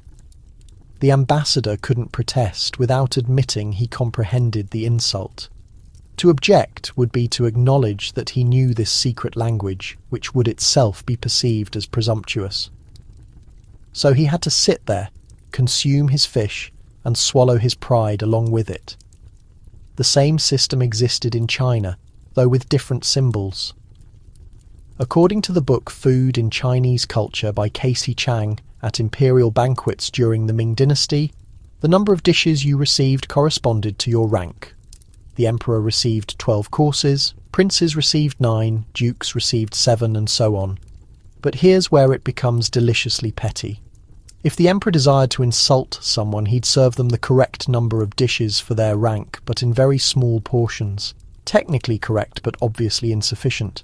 It was a way of expressing you have the title but not the substance. You are worthy of the form but not the content. There's a record from 1457 of a duke who received his 7 courses, but each portion was so small it could fit on a tea saucer.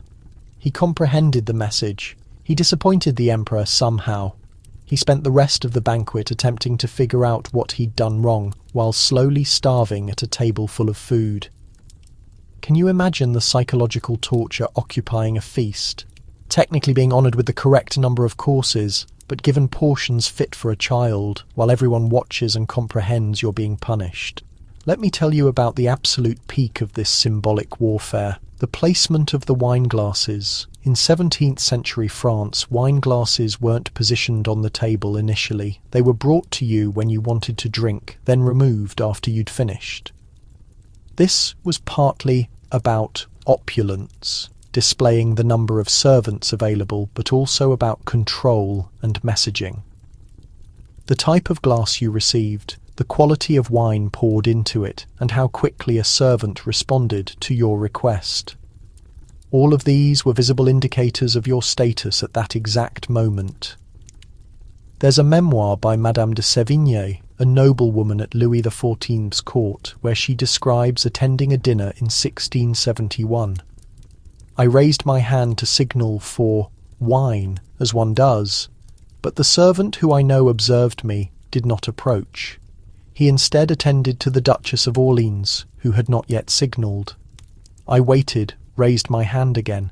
Finally, after what felt an eternity, but as likely 2 minutes, a different servant brought me wine. But the glass. Oh, the glass was of plain design, not the crystal given to others. I knew then that I had somehow displeased His Majesty, though I know not how. She spent the next 3 weeks in terror, attempting to figure out what she'd done wrong. Eventually, she discovered that she'd been observed speaking privately with a nobleman who'd fallen out of favour. She hadn't known he was in disgrace, but guilt by association was sufficient. The wine glass was her warning. 2 weeks later, she made a public display of snubbing that same nobleman at another event. At the next dinner she attended, she received crystal, glass, and immediate service. Message received, behaviour corrected. This is how social control functioned, not through direct confrontation, but through subtle symbolic manipulation that everyone could observe, but no one could officially acknowledge. Now here's where table settings became actual diplomatic incidents. In 1661, there was a banquet in London honouring the restoration of King Charles III. Foreign ambassadors were invited. The French ambassador and the Spanish ambassador both attended. And a massive fight, an actual physical brawl, erupted over whose carriage would be positioned first in the arrival procession. Why? Because the order of carriage arrival determined the order of entry into the banquet hall, which determined seating proximity to the king, which signalled which nation had higher prestige in England's view. The Spanish ambassador's servants fought the French ambassador's servants in the streets outside. There were injuries. One person died over the order of carriages at a dinner party, according to the diary of Samuel Pepys, who witnessed part of this chaos. King Charles was furious, not because of the violence, but because the incident forced him to make a public choice about which nation he favoured. The seating arrangement, which should have quietly communicated his diplomatic leanings, instead became an international spectacle. Charles' solution. He uninvited both ambassadors and conducted the dinner without them, a diplomatic catastrophe. But he perceived it as the lesser of two evils. Let me share one more example that demonstrates just how insane this could become. In 1668, at a peace conference dinner following a war between France and Spain, the negotiators spent more time debating about table setup than they had spent negotiating the actual peace treaty.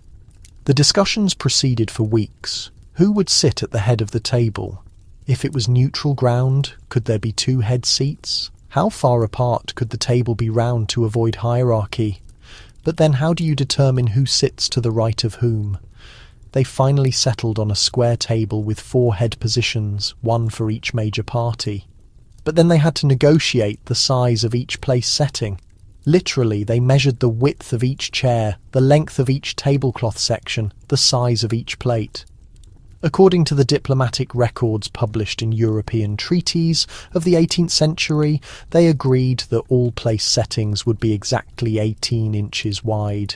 Exactly. They documented it into the treaty.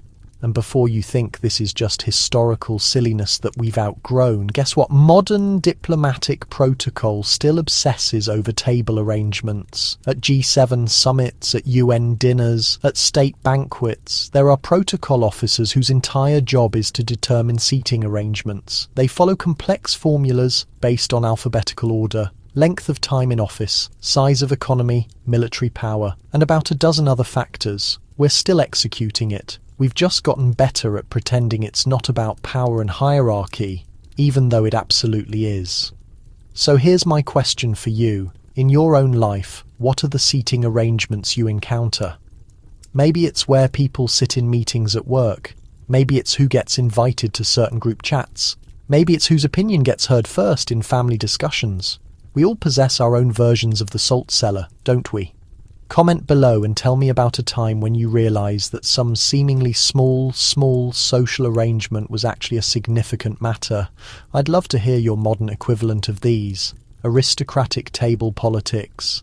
The secret language of table settings was just one weapon in the arsenal of aristocratic dining control. But all these regulations, the seating, the salt cellars, the symbolic foods, they all depended on one crucial silence. Because in many aristocratic courts, particularly for women, there was another regulation that made all of this even more oppressive. A regulation so strict, so psychologically damaging, that it transformed every meal into a performance of perfect, painful stillness. Queens and princesses occupying these elaborate tables with all their coded messages often weren't permitted to speak at all. They had to consume food in complete silence, communicating only through gestures and expressions while everyone watched and judged. And the reasons behind this enforced silence? They reveal something deeply disturbing about how royalty perceived women: power and control. Close your eyes for a second and imagine you're occupying the most luxurious dinner table you've ever witnessed. Crystal chandeliers overhead, gold plates in front of you. The aroma of roasted meat and fresh bread fills the air. You're surrounded by dozens of people, courtiers, nobles, foreign dignitaries. Everyone is observing you. Everyone is anticipating to see what you'll do, what you'll say. And you're desperately hungry because you've barely consumed food all day due to the endless preparation rituals. But here's the twist: you cannot speak not a single word. Not to request water, not to compliment the food, not to make polite conversation. You must sit in perfect silence, consuming food with precise movements while the world watches. And if you make even the smallest sound, if you accidentally clink your fork against your plate too loudly, if you sigh, if you clear your throat, you will be judged harshly. This was the daily reality for queens and princesses across multiple aristocratic courts, and the psychological damage it inflicted. We're only now beginning to comprehend it. Let me introduce you to Isabella of Valois, who became Queen of England in 1396 when she married King Richard II. She was 6 years old. 6. And from the moment she arrived in England, she was subjected to the silence regulation at formal dinners. There's a household manual from Richard Thatcher's court preserved in the British Library called The Boke of Nurture, composed by John Russell. It explicitly states, "The Queen shall maintain dignified silence at table, speaking only when directly addressed by His Majesty, and then in voice so soft as to be heard by none but him and those nearest." Consider what this means for a 6-year-old child. She's in a foreign country. She doesn't speak English well, yet she's surrounded by strangers, and at every meal she has to sit in silence, unable to ask questions, unable to express discomfort, unable to be a child. A correspondence from one of her French attendants sent back to her mother in France in 1397 describes little Isabella crying silently at dinner because she was confused about which fork to use. The correspondence, published in Chronicles of the Age of Chivalry, reads, "The child wept without sound, tears falling into her soup, for she has learned that to cry audibly at table brings shame upon her and disappointment to His Majesty. My heart breaks to witness a babe of 7 years bearing such burden, 7 years old, crying silently into a soup because she's not permitted to make noise. Let that sink in. But why? Why would anyone impose such a cruel regulation? Well, the official explanation, documented in numerous etiquette manuals from the medieval and Renaissance periods, was threefold. First, women's voices were considered naturally shrill and unpleasant. I'm not kidding. Medical texts from the era claim that women's higher vocal pitch was inherently grating to the refined male ear. A dining experience should be peaceful, they argued, and women speaking would disturb that peace. Second, there was the belief that women lacked the education and wisdom to contribute meaningfully to dinner conversation. Political matters were discussed at aristocratic tables. Women being shut out of education and politics supposedly meant they had nothing worthwhile to contribute. So silence made sense. Third, and this really shows you the power games at play, a quiet woman was a woman under control. Speaking is power, the capacity to share views, pose questions, make demands. These are expressions of autonomy. Stripping away a woman's voice at dinner was a constant reminder of where she stood in the hierarchy. There's a line from Baldassare Castiglione's Book of the Courtier, penned in 1528, that lays this out perfectly. A woman's greatest adornment is silence. Let her appearance speak where her words ought not. A woman talking at the table is like a hen crowing, unnatural and disruptive to the proper order. A crowing hen. That's what they called women who dared to speak during meals. Unnatural, disturbing the way things should be. The strictness of this rule changed depending on which court and which time period, but when it was actually enforced, the penalties could be brutal. At the Spanish court under Philip II during the late 1500s, if a queen or princess spoke when she shouldn't at an official state dinner, she'd have to skip the next meal as punishment. According to the journal of Luis Cabrera de Córdoba, a Spanish courtier, Queen Anna of Austria, Philip's fourth wife, accidentally laughed out loud at dinner in 1572 when a servant stumbled and knocked over wine. Just a laugh, a normal human response to something awkward. But since it was inappropriate noise from the Queen at a formal table, she had to skip dinner the next night and spend that time praying instead. Anna was carrying a child at the time. She needed food. But the rule was the rule. Silence mattered more than her well-being or her unborn baby's well-being. And this wasn't limited to formal state dinners. In certain courts, the silence rule applied to every single meal.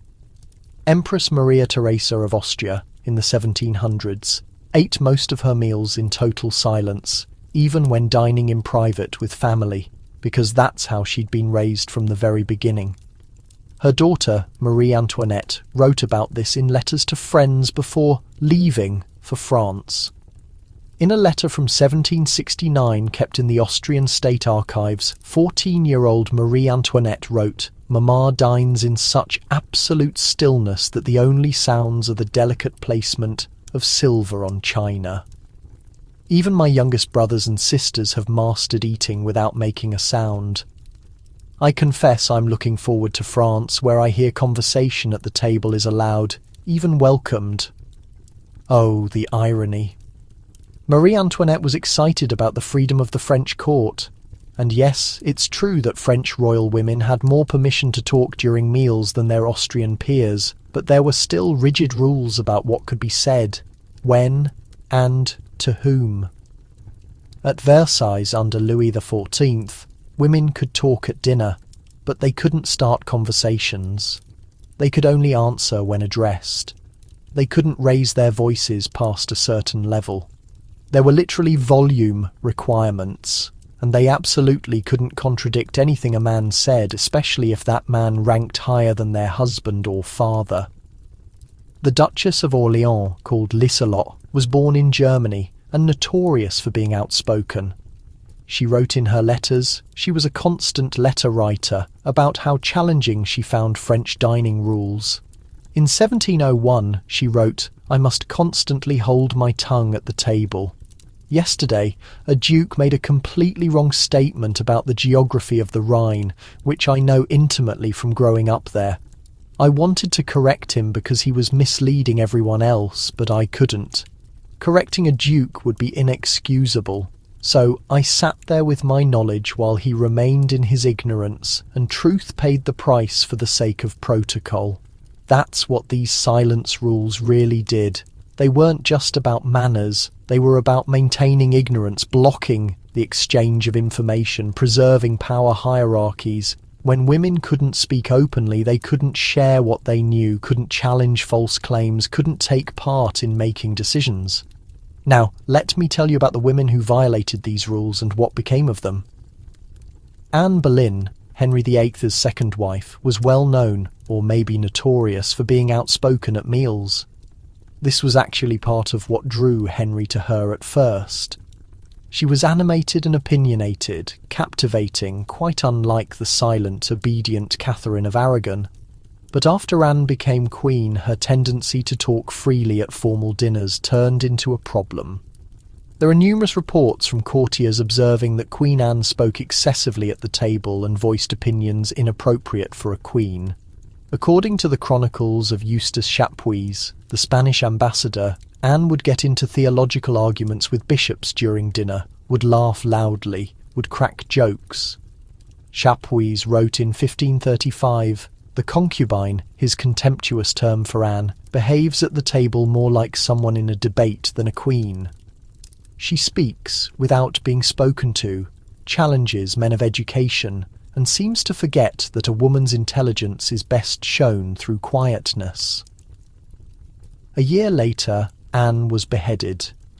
Obviously, her alleged adultery and treason were the formal charges, but her conduct at court, including her unwillingness to be silent and submissive during meals, had already turned many nobles against her. Her voice, her views, her refusal to act meek, these were viewed as signs of a dangerous personality. Would she have been executed if she'd been quieter, more conventionally queenly? We can't know. But the historical evidence shows that her vocal character was repeatedly used as proof of her unfitness. Compare this with Jane Seymour, Henry's third wife.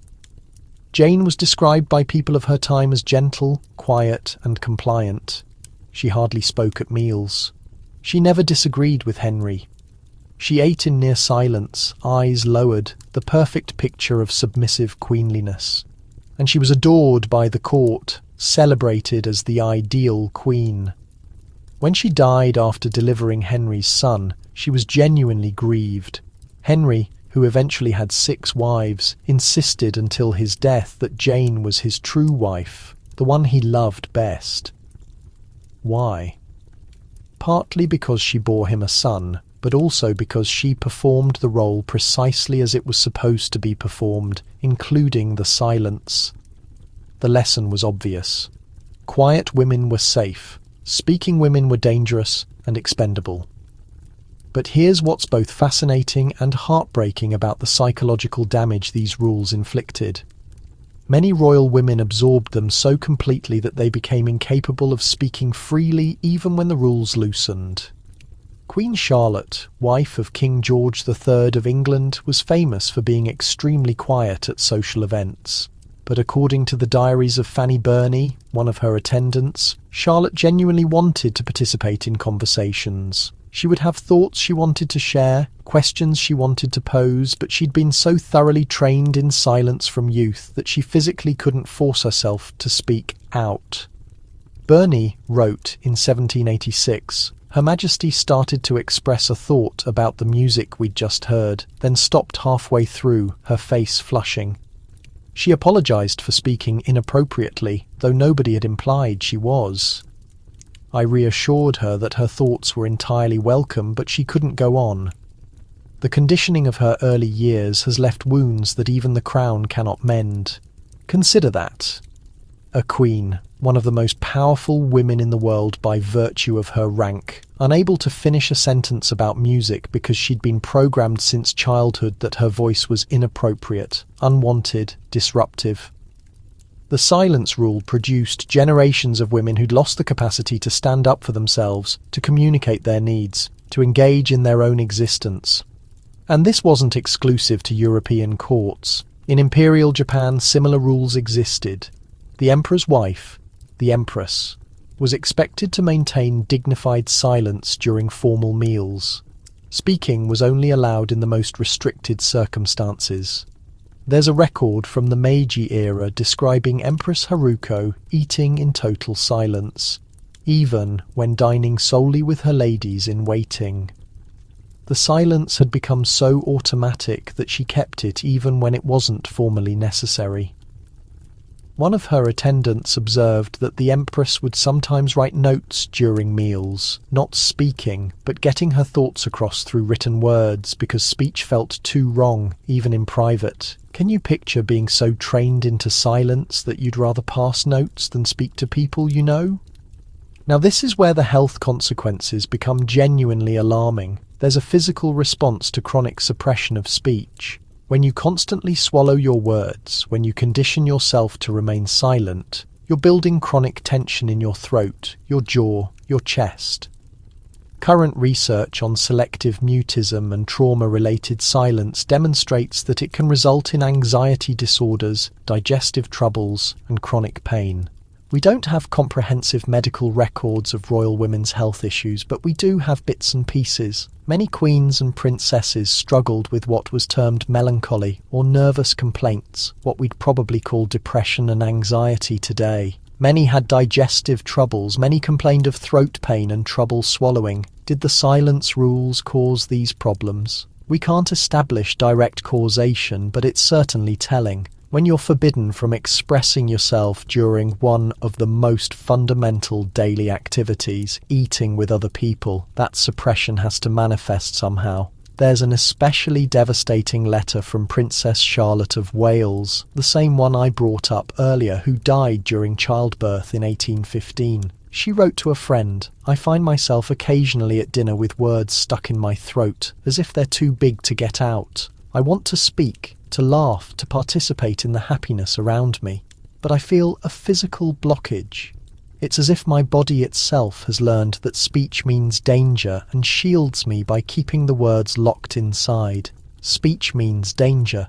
She literally experienced the act of speaking at dinner as threatening. That's trauma. That's what these rules inflicted on human beings. Let me ask you, have you ever been in a circumstance where you felt you couldn't speak your mind? Maybe during a work meeting, or at a family event, or in a relationship where you had something to express, but felt like expressing it would create more trouble than remaining silent. What was that like? Now, picture that being your entire existence. Every single meal, every single day, from childhood straight through to death. Leave a comment if you've ever felt silenced and how you handled it, or didn't. I suspect many of us can connect with these women more than we'd prefer to acknowledge. The enforcement of silence at royal tables wasn't simply about etiquette or custom. It was a deliberate system of control that had genuine psychological and physical repercussions. And while the formal rules have largely vanished in contemporary times, you could make the case that we still have our own versions, social contexts where women are expected to be more reserved, to occupy less space, to yield to male voices. But here's the reality about all these food rules we've been examining. The poison testers, the prohibited foods, the etiquette disasters, the childhood limitations, the symbolic table positioning, the forced silence. As oppressive as they all were, they're nothing compared to what could happen when food itself turned into a weapon. Because sometimes royal food wasn't just controlled or limited or heavy with symbolic weight. Sometimes it was intentionally deliberately used to cause harm. And the foods that were banned for safety concerns, well, those prohibitions created an underground market, a temptation, a method for the desperate and the ambitious to use forbidden ingredients as instruments of political combat. And some of those forbidden foods, they could trigger actual wars between nations, which is precisely where we're going next. There's a point in history that sounds totally ridiculous until you grasp the background. In 1542, two European nations nearly went to war over a potato. Not gold, not land, not religion, a potato. And before you start laughing, let me walk you through how food, specifically forbidden food, became one of the most lethal weapons in royal politics. Because when you inform powerful people they can't possess something, you've just manufactured the most precious commodity imaginable. And precious commodities they're worth murdering for. Let's begin with that potato incident because it perfectly captures the madness we're dealing with. King Henry VIII of England received a present from a Spanish trader in 1542, a box of odd tubers from the New World. Potatoes. They'd just been transported back from South America, and most Europeans had never encountered one.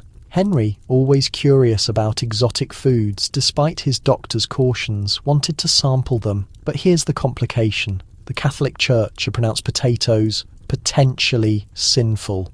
Their reasoning? They weren't referenced in the Bible, which meant they might be ungodly.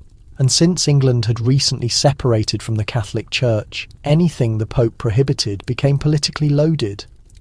According to a letter from the Spanish ambassador to Charles V, stored in the archive of Simancas, Henry VIII made a deliberate spectacle of eating roasted potatoes at a state dinner specifically to offend the Pope. He offered them to the French ambassador, who was still Catholic, trapping the unfortunate man in an impossible situation. Decline and offend the English king, or consume and possibly commit a sin. The French ambassador ate one tiny portion, then feigned sudden sickness and departed. This was interpreted as a diplomatic offence.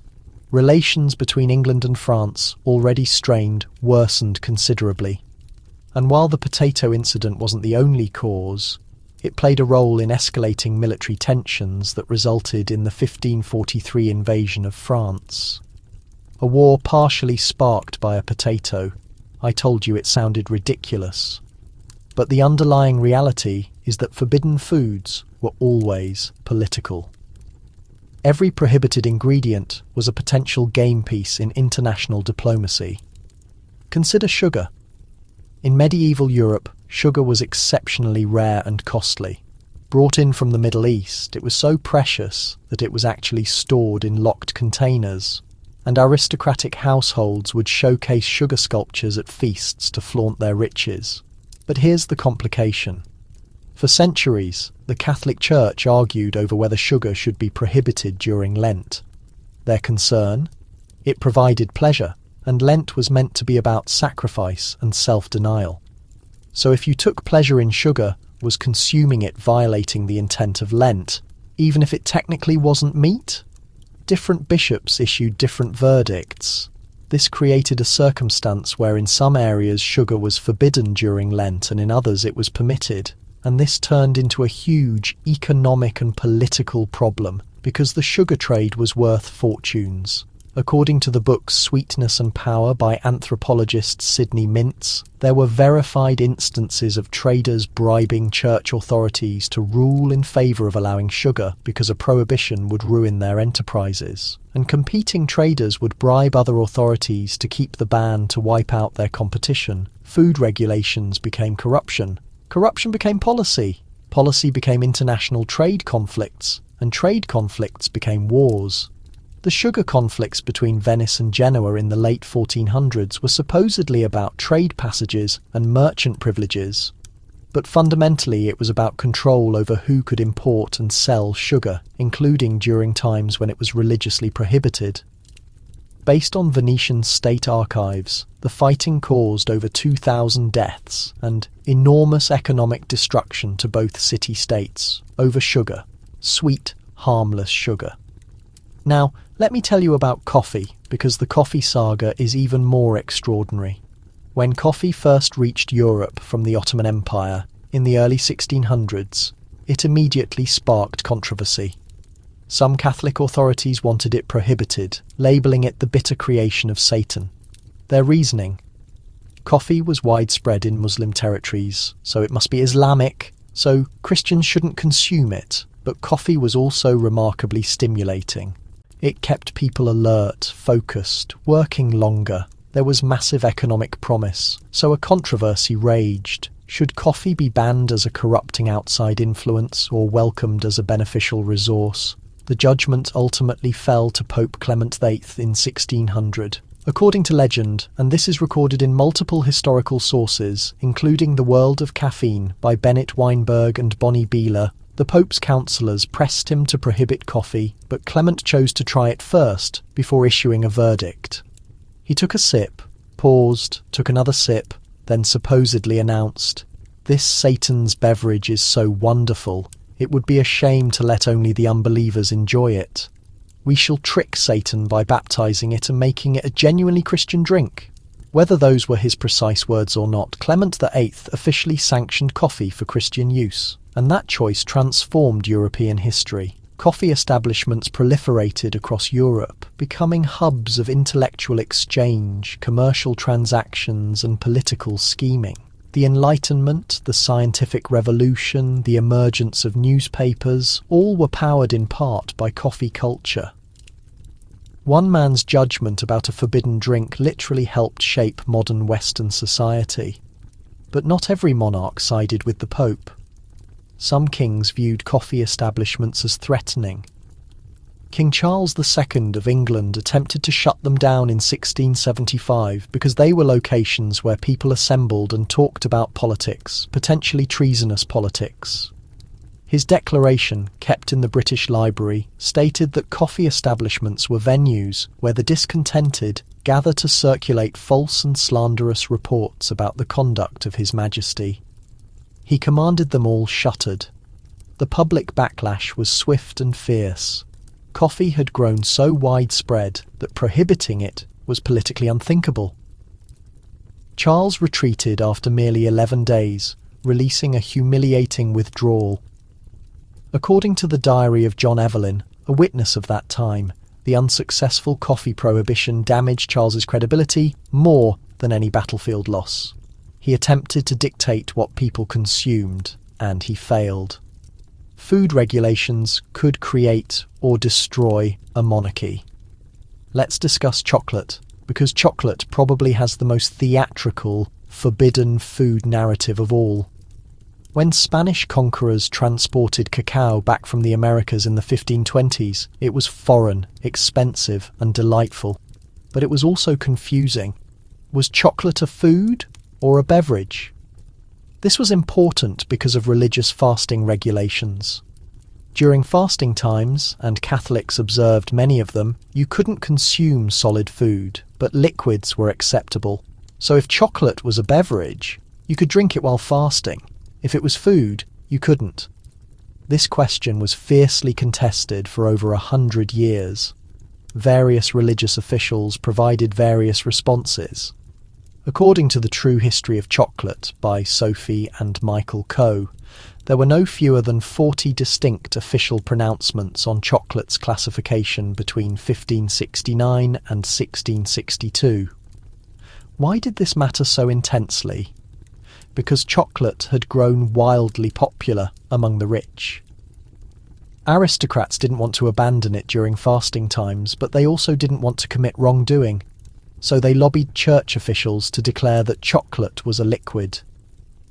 Eventually, in 1662, Cardinal Francesco Maria Brancaccio released a conclusive statement, "Liquidum non frangit jejunum." Liquids don't violate the fast. Consequently, drinking chocolate was acceptable during fasting periods. But here's the clever part. People began adding less and less liquid to their chocolate, making it thicker and thicker until it was essentially pudding. They were gaming a loophole, and everybody recognised it. But the declaration had been issued, so technically they were within bounds. This generated international friction because different nations understood the chocolate declaration differently. In Spain, thick chocolate was acceptable. In France, it needed to be liquid. In Italy, it varied depending on which bishop you consulted. When the Spanish princess Maria Theresa wed French King Louis XIV in 1660, she brought her chocolate preparation servants with her. But they made chocolate the Spanish style, thick and luxurious. French religious officials protested, claiming this broke fasting regulations. A diplomatic crisis emerged. According to the letters of Madame de Motteville, a lady-in-waiting, the chocolate debate became a substitute for broader tensions between Spanish and French traditions at court. Would France dictate how the Spanish-born queen enjoyed her own ancestral foods? Or would they respect her tastes? It sounds trivial. It was trivial. But it was also about authority, about cultural supremacy, about which nation's practices would dominate. Food was the arena. The settlement? Maria Theresa could drink her thick chocolate, but only privately, not at public occasions where it might offend French sensibilities. She lived 40 years as France's queen, drinking her chocolate isolated in her rooms because it was too divisive to consume publicly. 40 years. Imagine being excluded from social dining for 4 decades because of hot chocolate. Now let me tell you about the food that provoked actual literal conflicts. Spices. The spice commerce. Pepper, cinnamon, cloves, nutmeg was more valuable than gold. In medieval and Renaissance Europe, spices were scarce, shipped from Asia at tremendous cost and risk. They were prestige items, they were treatments, they were preservatives, they were everything, and different rulers attempted to regulate or prohibit them for different reasons, sometimes to corner the trade, sometimes because they were too exotic and therefore questionable, sometimes to retaliate against nations that provided them. The most extreme case, the nutmeg conflicts between the Dutch and English in the 1600s. The Dutch East India Company dominated the Banda Islands, the sole location in the world where nutmeg flourished naturally. Naturally, they desired complete monopoly, so they announced that trading nutmeg without Dutch authorization was criminal. The English refused to accept this. English traders smuggled nutmeg. The Dutch struck back with force, capturing vessels, killing smugglers. According to the book Nathaniel's Nutmeg by Giles Milton, the Dutch commander, Jan Pieterszoon Cohen, slaughtered the entire native population of the Banda Islands in 1621, roughly 15,000 individuals, to preserve the nutmeg monopoly. 15,000 people murdered over a spice. The English fought back. Naval combat, diplomatic expulsions, economic penalties. This struggle continued for decades, producing thousands more casualties, and only concluded when the Dutch exchanged Manhattan Island to the English in return for the tiny nutmeg island of Run. Yes, that Manhattan. New York City exchanged for an island of nutmeg plants because dominating a forbidden, restricted spice was judged more worthwhile than normal North American territory. Let that register for a second. The entire course of American history was influenced by food politics. Here's another dimension. Sometimes foods weren't officially prohibited, but their consumption was so politically charged that eating them was basically a declaration of hostility. During the French Revolution, white bread symbolized aristocratic overindulgence. The impoverished ate dark bread produced from less expensive grains, so when revolutionaries spotted someone consuming white bread, it identified them as potentially noble or sympathetic to nobility. According to the memoirs of Pierre Caron, a revolutionary administrator, there were verified instances of people being arrested and killed, partially because they were observed eating white bread publicly during 1793 and 1794, the peak of the Terror.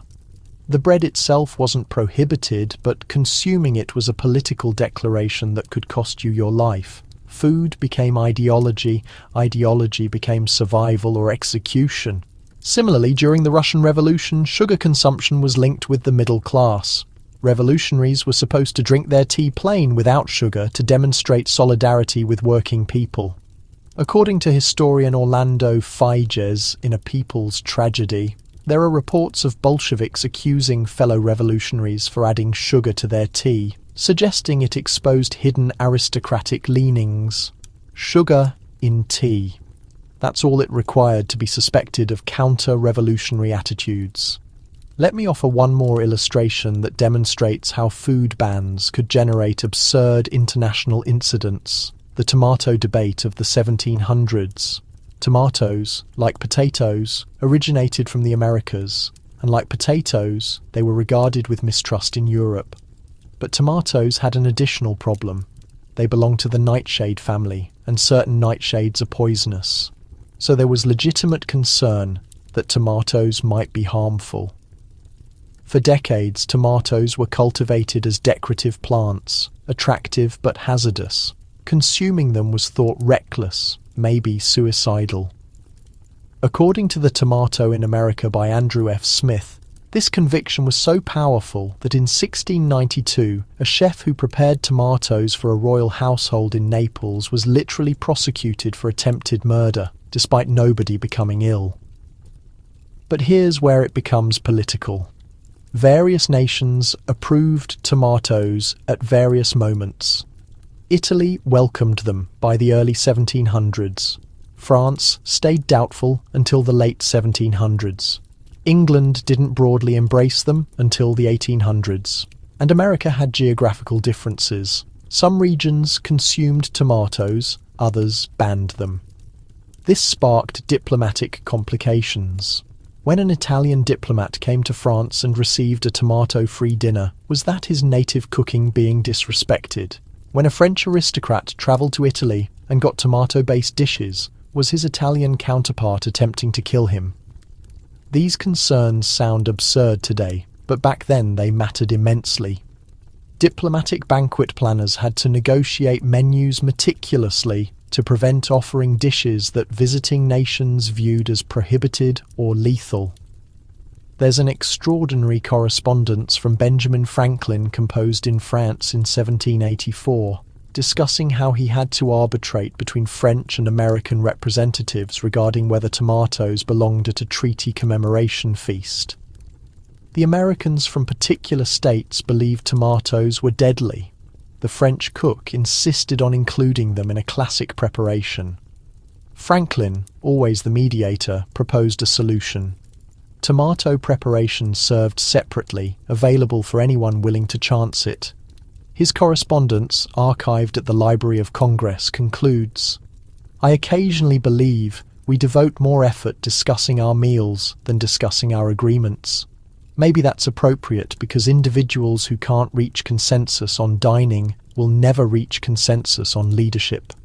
Profound thoughts from wise Benjamin. Here's what I want to ask you. Which ingredient do you imagine future people will remember and think, I can't fathom they debated that? Genetically modified organisms, laboratory protein, imports from particular nations? Share your thoughts below with your guess.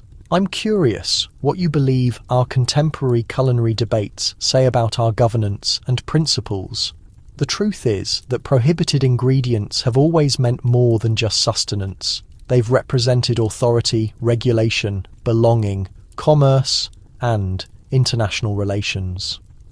When you prohibit an ingredient, you establish shortage. Shortage establishes worth. Worth establishes law-breaking, bribery, and tension.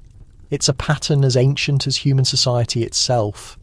And all of these prohibited ingredients, all of these commerce battles and international incidents and governmental debates, they required implementation somewhere. They required enforcement by somebody. And that leads us to the location where all monarchical dietary regulations came together. The cooking quarters. Because if you believe the banquet hall was terrible, wait until you learn about what truly occurred behind closed doors in the monarchical cooking quarters where all this sustenance was made. The circumstances were unmentionable, the methods were disgusting, and the items that got prepared in those cooking quarters and delivered to monarchs and their consorts. When you uncover the facts about monarchical cooking quarter sanitation, you'll never view palace feasts the same way afterward. Everything you've watched in films about monarchical cooking quarters, the sparkling bronze cookware, the spotless stone surfaces, the battalion of perfectly uniformed culinary experts operating in complete coordination. Yeah, abandon all of that. The actuality was far more terrible than you could ever conceive. Imagine instead a murky, smoke-saturated basement floors coated with creature grease and decomposing ingredient remnants. Rodents, not just a couple, but countless scampering between containers of preserved protein. The overpowering smell of combusting oil combined with human perspiration and refuse liquids seeping from overhead surfaces covered in years of collected grime. And in this hellish environment, individuals are making sustenance for the most influential leaders in the world. Welcome to the genuine monarchical cooking quarters. And once you discover what actually transpired here, you'll comprehend why so many rulers perished prematurely despite possessing access to the finest sustenance in their realm. Let me begin with a depiction that'll likely make you queasy. In 1683, a sanitation official, yes, they existed even in those days, submitted a document on the cooking quarters at Versailles, the most spectacular palace in Europe. This record, maintained in the French National Archives, is completely appalling. The official, a gentleman named Claude Guenot. The temperature is so extreme that employees toil bare-chested, their perspiration dripping straight into the vessels they rotate. The surfaces are blanketed in a coating of oil so dense that one glides instead of steps. Deceased pests are noticeable in crevices. And I watched rodents eating from the identical containers employed to hold components for His Majesty's dining. When I asked about sanitation protocols, I was informed the surfaces are cleaned when opportunity allows, which seems to be infrequently. This wasn't some provincial cooking quarters. This was Versailles, the palace of Louis XIV, the Sun King, the wealthiest ruler in Europe, and his cooking quarters was a contamination-infested catastrophe. But it becomes more terrible. Guenot proceeds, I saw a culinary worker recover a portion of protein that had dropped to the surface, the identical surface I have depicted, wash it quickly in a container of liquid that seemed not to have been replaced that day, and position it straight into the preparation intended for the monarchical dining. When I protested, I was told this was standard procedure and that the temperature eliminates whatever the surface contributes. The temperature eliminates whatever the surface contributes. That was their sustenance protection approach. And this was deemed acceptable because, well, how would anyone discover the monarch wasn't going to examine his own cooking quarters? He likely never entered there his whole existence. According to the publication At the King's Table by historian Timothy J. Tomasic, most European monarchical cooking quarters were constructed in lower levels or detached structures specifically because they were so repulsive that positioning them near residential areas was unbearable. The odour alone was sufficient to make individuals ill. At Hampton Court Palace under Henry VIII, the cooking quarters was a detached structure linked to the central palace by a lengthy enclosed passageway. Why? Because the reek of decomposing protein, combusting grease, and filthy bodies was so unbearable that they couldn't position it inside the palace itself. But here's the perverse reasoning. If the cooking quarters was distant from the banquet hall, the sustenance would become frigid during transportation, so attendants had to actually sprint, carrying weighty platters of sustenance, attempting to deliver it to the monarch while it remained warm. This created additional chances for sustenance to be fallen, polluted, or ruined. There's a ledger from Hampton Court dated 1530 that contains a record for replacement of vessels fallen in movement from cooking quarters to banquet space. In a single year, they replaced beyond 200 pieces of presentation equipment. Because attendants kept falling sustenance while sprinting through the palace, that indicates at least 200 preparations contacted the surface, and you can guarantee that at least some of that sustenance was